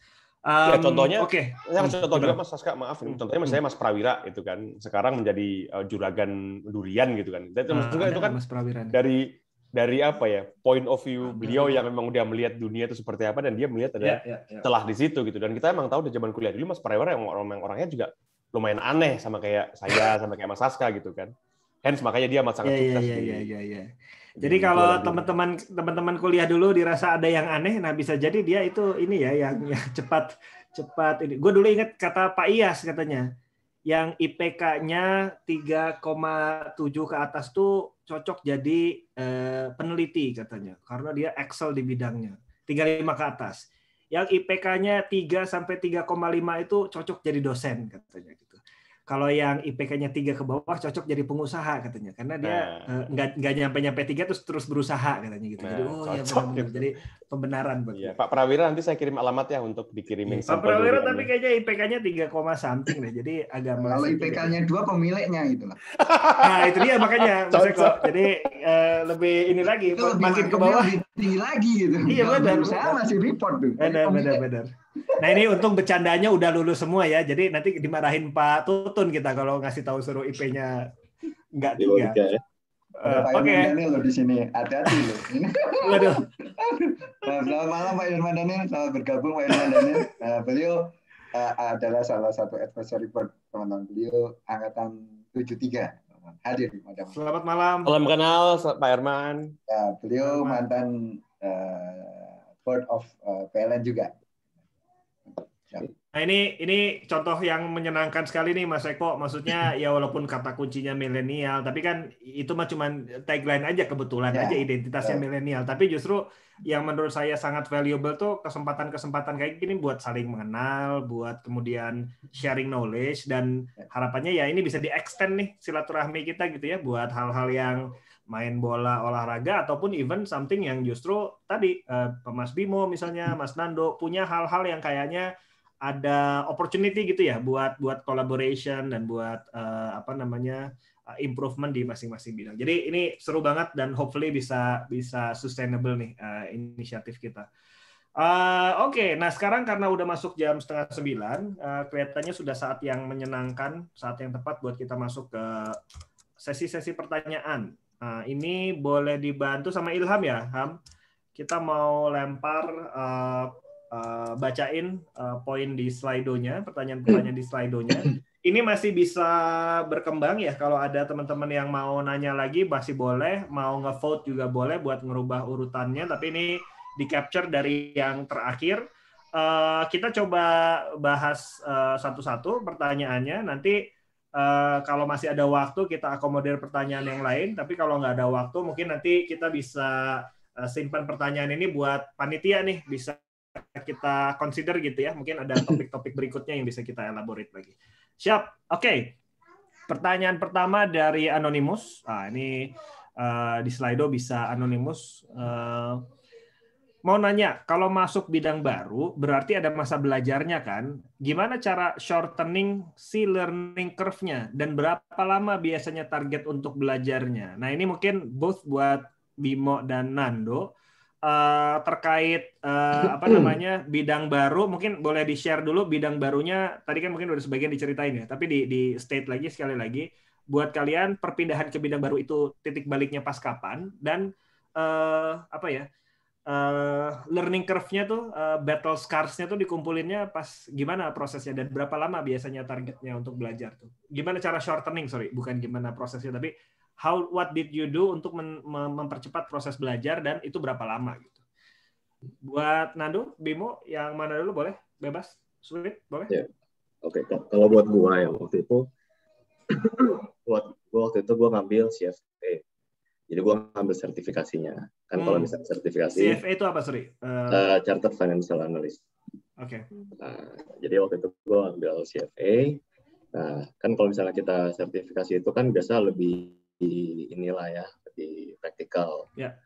Nah, dan apalagi waktu itu ya CFA kasih fondasinya buat mulai gue bisa analisis, belajar sesuatu yang baru di luar elektro gitu. Jadi gue ngerti komponen-komponen income statement, balance sheet, cash flow, instrumen-instrumennya ada apa aja. Ya, I think ya itulah mungkin to short term ya kita butuh fondasinya. At least kita mesti tahu instrumen-instrumen apa aja yang ada di bidang baru itu. How long lo belajar itu, Dok? Course itu apa chart? Waktu itu buat level 1 ya paling berapa bulan, 3-4 bulan. Soalnya kan ngejar dia waktu itu ada masa tesnya setiap tengah tahun sama akhir tahun. Dan itu apa namanya, learning curve-nya tuh sampai titik mana, berapa lama sampai lu merasa cukup comfortable atau lumayan saturasi lah ya, grow-nya nggak lagi nanjak tapi udah mulai landai, itu di berapa lama tuh? Mungkin 2-3 tahun kali ya. Jadi habis misal gue ambil sertifikasi, terus kan gue mulai masuk ke finance kan. Habis itu bikin modeling berkali-kali ya tetap ada harga yang harus dibayar kan. Tetap jam terbangnya itu ada. Nggak bisa jam terbang. True. Oke, noted. Thank you, Dok. Mungkin kita sambung ke Bimo dulu. Gimana, Mo? Kalau lu case-nya seperti apa? Oke. Kalau gue gini sih, kebalikin lagi, kita kan first step dari awal itu adalah kita mengenal diri sendiri gitu ya. Kita tahulah apakah kita tipe orang yang memang belajarnya lama atau cepat belajar cepat lupa juga, kan ada tuh model kayak gitu tuh. Nah, berdasarkan pengalaman gue kuliah dulu, yang lulusnya 5 tahun, yang lama gitu kan, gue sadar bahwa gue tuh orangnya cepat belajar tapi gampang gue lupain juga kalau memang gue nggak interest. Nah, dari situ akhirnya gue punya timing bahwa, dan timing ini juga mungkin ada beberapa teman-teman junior yang di tim gue juga, ini rule of thumb gue. Dalam waktu 2 minggu, karena dari zaman dulu gue sering pindah-pindah topik gitu kan, baik dari telco, pindah ke digital, pindah ke ini, even di project-projectnya juga dari engineering ke project management dan kawan-kawan. Jadi dalam waktu 2 minggu, gue harus bisa engaging dalam diskusi yang meaningful, artinya gue mengerti gitu kan, apapun topiknya ya, gue ngerti. Kalau gue ngobrol sama si level juga akhirnya dia ngerti, gue nggak ngeblong-ngeblong amat gitu kan. Dalam waktu 1 bulan, gue sudah bisa dalam diskusi itu memberikan input balikan dan juga inputnya meaningful. Itu sih dua bagian itu. Kalau tadi Mas Nando kasih contoh ya, kalau gue contoh yang paling recent aja deh. Contoh yang paling recent adalah ketika gue diangkat jadi direktur di bank, ternyata di situ gue harus ngejar sertifikat manajemen risiko. Ini mungkin bapak-bapak, ibu-ibu yang orang bank udah tahu lah, lebih tahu daripada saya gitu kan. Padahal sebelumnya gue belum, masih nol sama sekali tuh. Di situ akhirnya ya udah, tadi dengan model tadi dalam waktu 2 minggu akhirnya gue belajar, gue ini segala macam. Dalam waktu sebulan akhirnya gue udah bisa, karena modelnya bentuk interview gitu sampai level 5-nya. Dan waktu sebulan gue dapetin sih sertifikasi itu. Dan kalau untuk shortening adalah 2 sih kalau gue. 1 adalah nanya ke orang yang lebih ngerti, tadi yang pernah gue ngomong, dari lo ngajakin ngopi atau simple sorry ya gue bego, ajarin gue dong gitu kan. 2 juga learning by doing sih. Setelah lo dikasih tips and trick tadi, ya udah coba lo lakuin aja. Maksud gue, kesalahan is part of our nature as a human, right? Jadi nggak masalah salah-salah, yang penting kita bisa tetap maju ke depan sih. Itu kira-kira Kak Saska.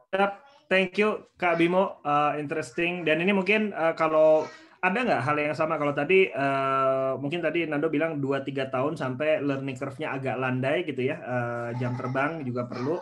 Tapi in your case kan tadi lu cerita lu juga lumayan banyak transisi topiknya gitu ya, bidangnya juga belajar baru. Kalau dalam hal lu ada waktu yang sama juga nggak tuh sampai lu feel comfortable lu jadi lebih cepat belajarnya gitu, lebih atau enggak, atau tiap topik pasti beda-beda dan harus iterasi terus atau gimana? Iya, gua ada ini loh, ada grafik yang understanding itu loh, gimana lo kalau baru belajar di depan kan lo ngerasa paling ngerti, terus kalau begitu lo udah ngerti beneran lo kepedeannya turun itu sih. Itu ya balikin lagi tadi, gue emang orangnya mencoba mengadopsi tim model gitu kan. Jadi emang gue tahu bahwa ada bagian-bagian yang gue nggak akan pernah bisa masuk sedetail itu gitu. So I always stick to my core, yang lain yang asal gue ngerti tadi, asal gue bisa engage in meaningful discussion. Minimal kalau gue ngobrol sama vendor juga nggak ditipu-tipu gitu kan, gue bisa ngegas balik, itu udah cukup buat gue. Benar. Nah, itu udah keluar 2 kali tuh ngegas. Jadi hati-hati kalau yang digas sama Bimo itu memang the way Bimo shows love gitu ya. Oke, lanjut pertanyaan kedua ya. Nah ini mungkin secara spesifik ke Bimo nih. Apa yang differentiate BRI Agro dengan bank digital lain? Ekosistem digital apa yang akan dikembangkan dan how to maintain NPL secara digital di bank digital ini. NPL tuh non-performing loan.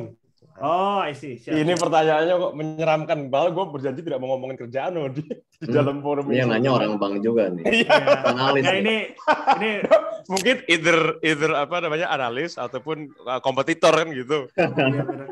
Atau malah komisaris mau nanya, Bimo bisa jawab nggak nih? Gitu. Oke lah. Ya gue jadi ngomongin kerjaan. Nggak apa lah ya, dikit aja. Mohon maaf teman-teman yang lain mungkin kalau misalnya out of context ya. Dan gue juga nggak bisa spill out terlalu banyak karena ini Bang Agro kan namanya agro gitu kan, bank sawit lah kasarannya gitu. That's not going to be the case anymore. Sooner than later kita akan ganti brandingnya gitu. Nah kalau misalnya kita ngomong strategi market seperti apa ya, of course gue pengen leveraging digital ecosystem. Satu adalah kita as a group ya, BRI Group, mungkin teman-teman yang kerja di BRI juga, kita punya banyak arms di situ kan, baik dari banknya, dari insurance-nya, kita punya investment arm-nya juga gitu kan di BRI Ventures, BVI. Kita juga punya quote-unquote arms juga di BUMN yang lain gitu kan. Dan harapannya memang at this point of time sih gue ngerasa memang Bank Agro diharapkan menjadi bank digitalnya SOE yang gitu. Even juga kami masih secara digital ecosystem of course tektokannya sama Telkom gitu kan, baik sama MDI ataupun TMI di Telkomsel untuk just always have a constant discussion about what is new dan portfolio apa yang mereka bisa kita pakai sih. Kalau target marketnya sendiri tadi saya nyebutin of course 2 ya, kita lebih fokus ke arah underbanknya dan gue nyebutin nggak ya, nggak usah deh, underbanknya aja. Dan memang kita ngelihat ke depannya dengan situasi pandemi seperti ini, I think that's the low hanging fruit yang akan kita kejar sih. Pertanyaan pertama tuh. Kedua, how to maintain NPL secara digital di bank digital ini. Pertanyaan teknikal sekali ya. Of course kalau gue boleh share in terms apa ya, high levelnya aja. Of course kita harus punya credit scoring engine yang bagus kan gitu. Baik tuh kita ngomong pakai data-data yang structural ataupun pakai data yang unstructured gitu. Typically orang akan bilang tentang big data gitu. Of course kita balik lagi ke sana, kita sedang mengimplementasikan AI based credit scoring. Dua juga we have to make sure bahwa semua di dalam customer journey kita itu termonitor dengan baik gitu kan. Dan kualitas kredit juga tercapai dengan baik, kita bisa monitor baik dari DPK-nya, call 3, 4, 5. And ya ultimately kalau kita pengen memang growth hacking, ini di record tapi ya udah nggak apa deh. Jadi kalau kita mau growth hacking sebagaimana fintech lakuin, lo naikin revenue sebanyak-banyaknya, kualitas kredit lo mengallocate X amount of money untuk melakukan write off ataupun hapus buku just to maintain the NPL level juga. So it's an art lah menurut gue sih, combination between technology, combination between business savviness, di mana lo harus bisa ngimbangin antara top line sama bottom line gitu kan. And ultimately adalah you have to be able to manage the whole stakeholder juga sih di dalam ekosistem digital ataupun dalam perbankan atau financial teknologi. Itu kira-kira Kak Saska jawaban agak sedikit singkat. Thank you Mas Bimo yang sudah menjawab dalam bahasa asing yang saya tadi ini gimana gue nggak terlalu banyak ngerti, jadi tapi menarik insights-nya. Dan ini jadi mungkin buat teman-teman alumni Elektro juga banyak yang bergerak di banking juga kali ya, jadi mungkin banyak nanti bisa elaborate conversation lebih lanjut dengan Bimo nih. Kak Ririn Widiani, Pak Bimo, masih ke Bimo ya, Dok. Mohon maaf nih, banyak fansnya ternyata. Habis ini dulu nih ada Bang Nando tuh, dimulai dengan Bang Nando. Pak Bimo, kenapa Bapak yang sudah sukses di luar negeri dengan exposure ke level C di kancah internasional mau kena pay cut? Nah, ini kayaknya keywordnya yang ini sebenarnya pertanyaan terakhir. Ini pay cut dan balik gitu. Ini yang bahaya sebenarnya yang nanya.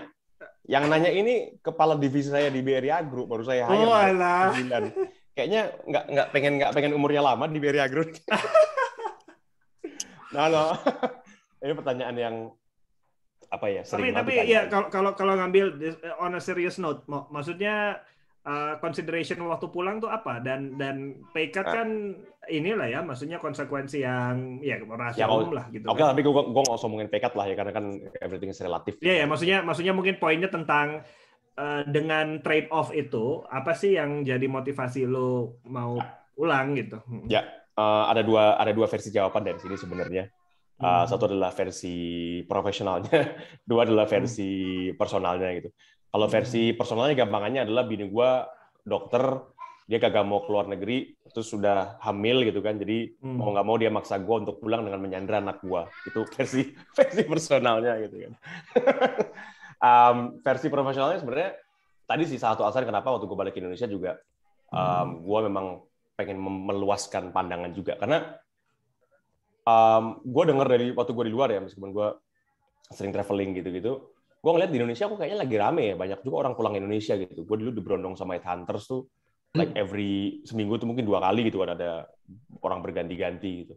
Ini dari di 2018 itu atau sebelum itu? Even sebelumnya dari 2016 tuh gue udah engaging lumayan lama tuh. Mulai dari beberapa jobs di Singapura base tapi company di Singapura tapi mereka operating di Indonesia, the startups. Ya mungkin gue sebutin aja lah ya, yang dulunya belum dikenal sekarang udah gede, contohnya Shopee. Gue engage sama Shopee dari zaman 2016 untuk upper position. Dan waktu itu gue kayak ngerasa kayaknya di Indonesia lagi seru nih gitu.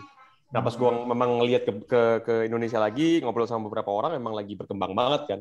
Zaman-zaman itu barulah mulai beberapa visi-visi masuk gitu kan, mulai dari East Ventures, Nando lebih tahu daripada gue lah ini masalah the financial games gitu kan. Terus BUMN juga udah mulai bikin visi gitu kan, dari mulai di awal dengan Telkom gitu di MDI. Nah itu sih awal akhirnya memutuskan gue untuk balik, dan gue pengen mengeksplor sebenarnya apa sih what's the next big thing di Indonesia, dan here I am sih. Akhirnya dari pas gue balik, yang gue pilih akhirnya leading me to this current position. Jadi setelah lu pulang, curiosity atau ekspektasi lu terjawab? Terjawab 100%. Memang kita growth-nya lagi bagus banget. Jadi thanks buat pemerintahan Pak Jokowi juga ya. Ini sorry, gue jadi ngomongin politik nih. No, but in all honesty, memang terutama di tempatnya Nando ya. Situasi investment kita lagi bagus banget dengan semua stabilitas, dengan semua infrastruktur yang lagi dibangun juga. So that's actually bridging the gap dari apa yang gue tahu Indonesia dari berapa tahun yang lalu dengan Indonesia yang sekarang sih. Itu Mas Nando, sorry ya. Nah, tolong disampaikan juga ke Pak Luhut gitu kan. Kita terus investasi. Bu Ririn, jadi begitu ya alasannya Bu. Kalau kurang puas nanti di kantor bisa, di meeting kantor bisa diklarifikasi. Berikutnya Bro Ilham, mungkin kita masih ada waktu nih, mungkin 2-3 pertanyaan lagi ya. Sorry, kita tuh sampai jam berapa sih harusnya? Bukan sampai jam 10 ya? Enggak ya? Oke. Bentar lagi lah, mungkin 1-2 pertanyaan lagi. Oke, Bro Nando, gimana pandangannya terhadap anak muda yang mau mengabdi ke negara sebagai PNS di kementerian? Apakah cita-cita itu terlalu utopis atau idealis? Menurut gua semuanya bermula dari passion. Ya tadi kan yang lu mau tuh apa sebenarnya? Karena kita nggak pernah tahu pilihan yang kita ambil tuh benar atau salah. Yeah.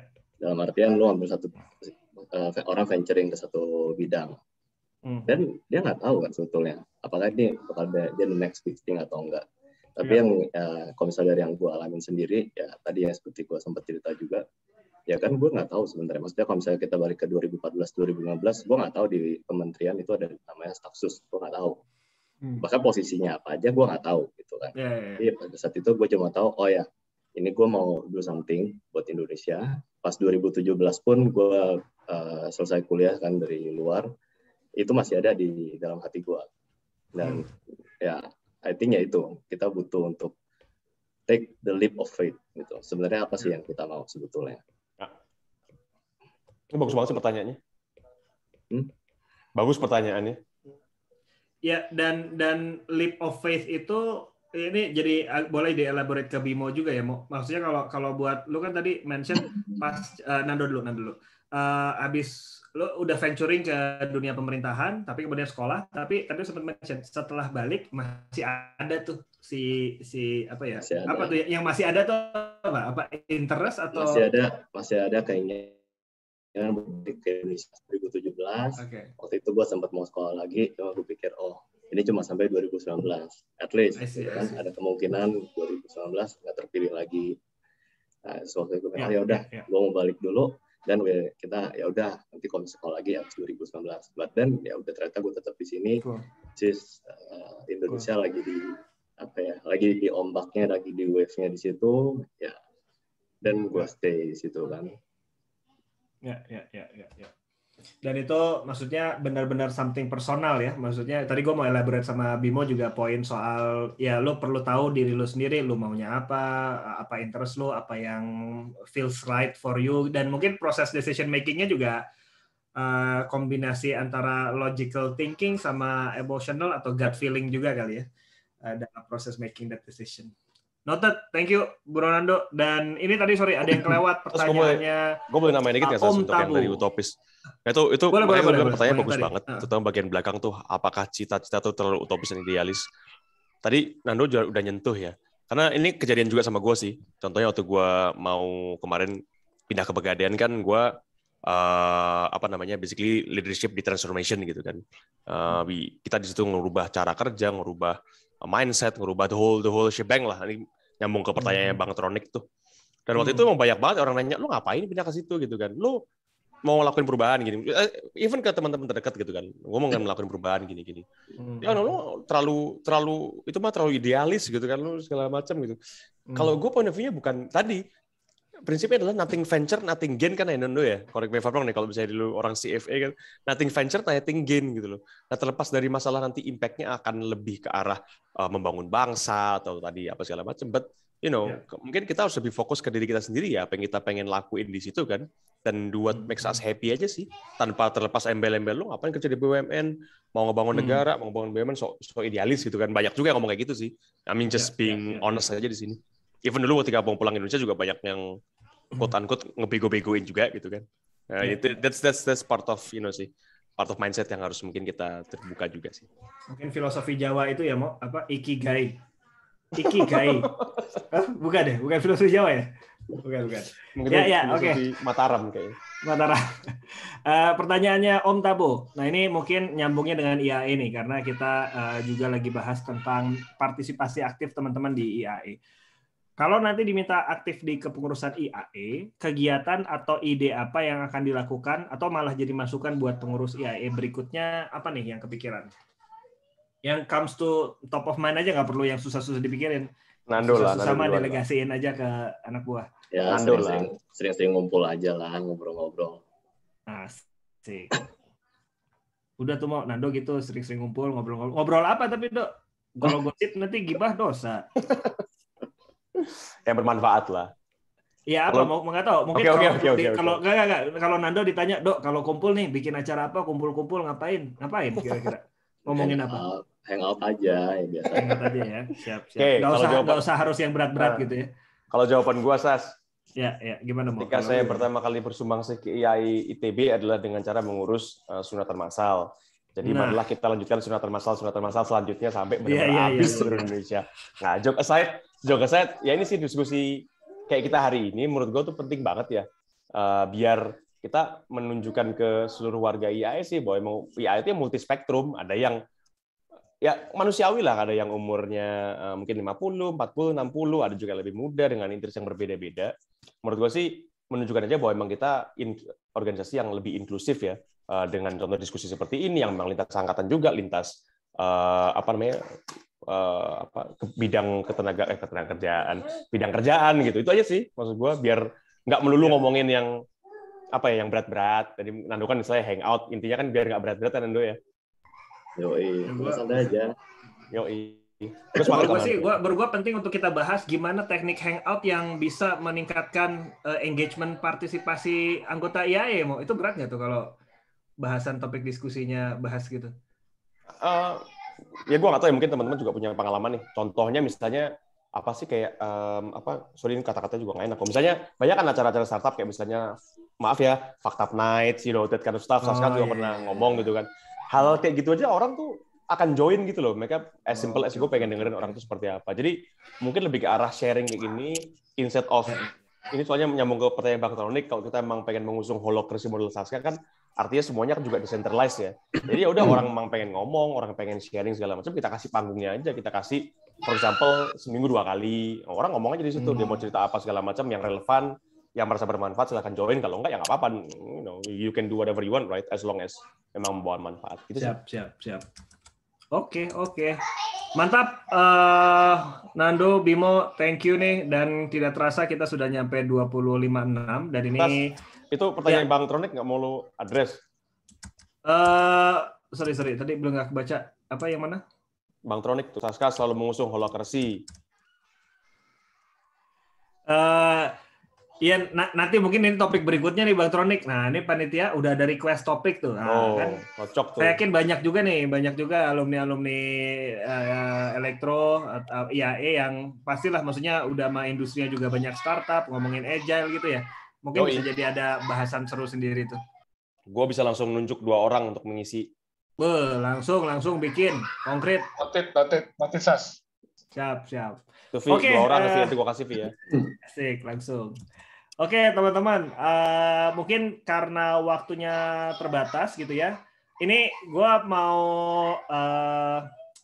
sebelum kita foto, mungkin mau mau memberikan ke panitia. Perlu ada yang disampaikan lagi nggak, Bro Rafi? Cukup dari panitia. Yang paling penting konferensi tanggal 18 September. Sama jangan lupa nanti berpartisipasi di webinar berikutnya dan juga kuis dan juga nanti ada rencananya foto kontes. Di mana nanti teman-teman bisa upload kenangan teman-teman waktu pas di kampus. Ya, misalnya mungkin waktu pas waktu lo menang volley waktu itu lo bisa upload fotonya. Atau Bimo waktu pas di Sabuga, gue nggak tahu lah ngapain lah itu ya. Tapi kenangan teman-teman waktu di kampus nanti ada waktunya sendiri dan ada insentifnya lah kalau bahasa halusnya. Pemenangnya ya. Itu aja. Jadi mohon dukungannya dari semua teman-teman untuk berpartisipasi dan ikut kita sama-sama menyukseskan konvensi ini. Noted, Bro Raffi dan teman-teman panitia. Jadi sebelum menutup, saya mau mengajak kita semua membuka kameranya on cam dan kita berikan tepuk tangan terbaik kita buat para narasumber dan panitia. Ini terima kasih sekali sudah sharing. Ini benar-benar buat saya juga banyak belajarnya, listening to Bimo dan Nando sama pertanyaan Kahutnya juga. Dan mungkin setelah ini webinar berikutnya, acara berikutnya tanggal berapa udah ada, Raffi? Bulan Agustus. Nanti Bulan mungkin Agustus, ya? waktunya dan topiknya akan kami infokan. Siap. Jadi itu semacam rangkaian kegiatan menuju konvensi ya. Jadi teman-teman yang sekarang sudah hadir, kita juga terima kasih masih stay tune sampai jam 9 ini. Hopefully di pertemuan berikutnya bisa ketemu lagi. Makin banyak yang terlibat, topiknya juga makin seru, dan feel free justru buat teman-teman juga nyampein pengennya apa, topiknya apa gitu. Karena teman-teman panitia justru akan senang banget kalau bisa dapat semacam masukan nih, topik apa yang bisa kita bahas buat sesi-sesi berikutnya. Oke, kita dibantu sama panitia, kameranya yang sudah on cam. Siapa yang mau nge-screen cap? Ilham? Siap. Boleh dikasih aba-aba, Ham. Silahkan. Oke. 1, 2, 3. Oke, bentar. Posenya gimana, Ham? Harus yang gaya BUMN dan kementerian dong. Oh, gimana? Oh, gitu. Mentang-mentang ininya ya. Tapi kita canda. Harus yang terpelajar atau enggak harus terpelajar? Misalnya bebas bentuk lah. Aneh gitu, bebas. Ya bebas lah. Bebas ya. Boleh. Malam-malam serius amat. Oke. Gue pakai udah nggak boleh. Oke, Cemdo. Oke, slide kedua. 3, 2, 1. Oke, tahan. Nando kayak kementerian Nando. Malam VR berisik kok kece. Oke, slide terakhir. Kamu pakai kacamata bisa Sas? Wah, Erik katrok banget tuh, Erik. Oke. Habis Zoom sih, gua produknya Google Workspace ya, maaf. Oh iya, benar. Jangan jualan dong. Google Jualan dong. Berikutnya disponsorin. Nanti kalau pakai Google dia juga ngomong juga, gua nggak bisa kayak gini. Nanti langsung dibikin fiturnya. Nggak ada filternya. Langsung dibikin Mas Eko. Oh gitu ya. Nanti saya bilang kamu jualan barang jelek lo sama Bu Megawati lo. Siapa tuh? Siap. Slide terakhir ya. 3 hitungan. Oke. Oh iya, bosnya Megawati itu ya. 3. Salam buat Megawati tuh, Rik. Oke, sudah Kak. Aman. Mantan presiden. Mantan presiden. Thank you semuanya atas partisipasinya, Seniro, Bandito, Senorita, Ini nggak lanjut Maharani. Kalau masih mau ngobrol lanjut aja nggak apa kan? Masih ngobrol nggak apa-apa kan? Ya, misalnya Bang Troni, Mas Reza, boleh tergantung kan? Mas Reza. Bang Troni Oke, kalau mau Mas ngobrol Reza Bang, katanya. Bang. Kalau boleh, saya stop dulu recordingnya ya, biar ngobrolnya Siap, bebas siap. ya. Cocok. Ya. Boleh. Oke, saya stop dulu recordingnya.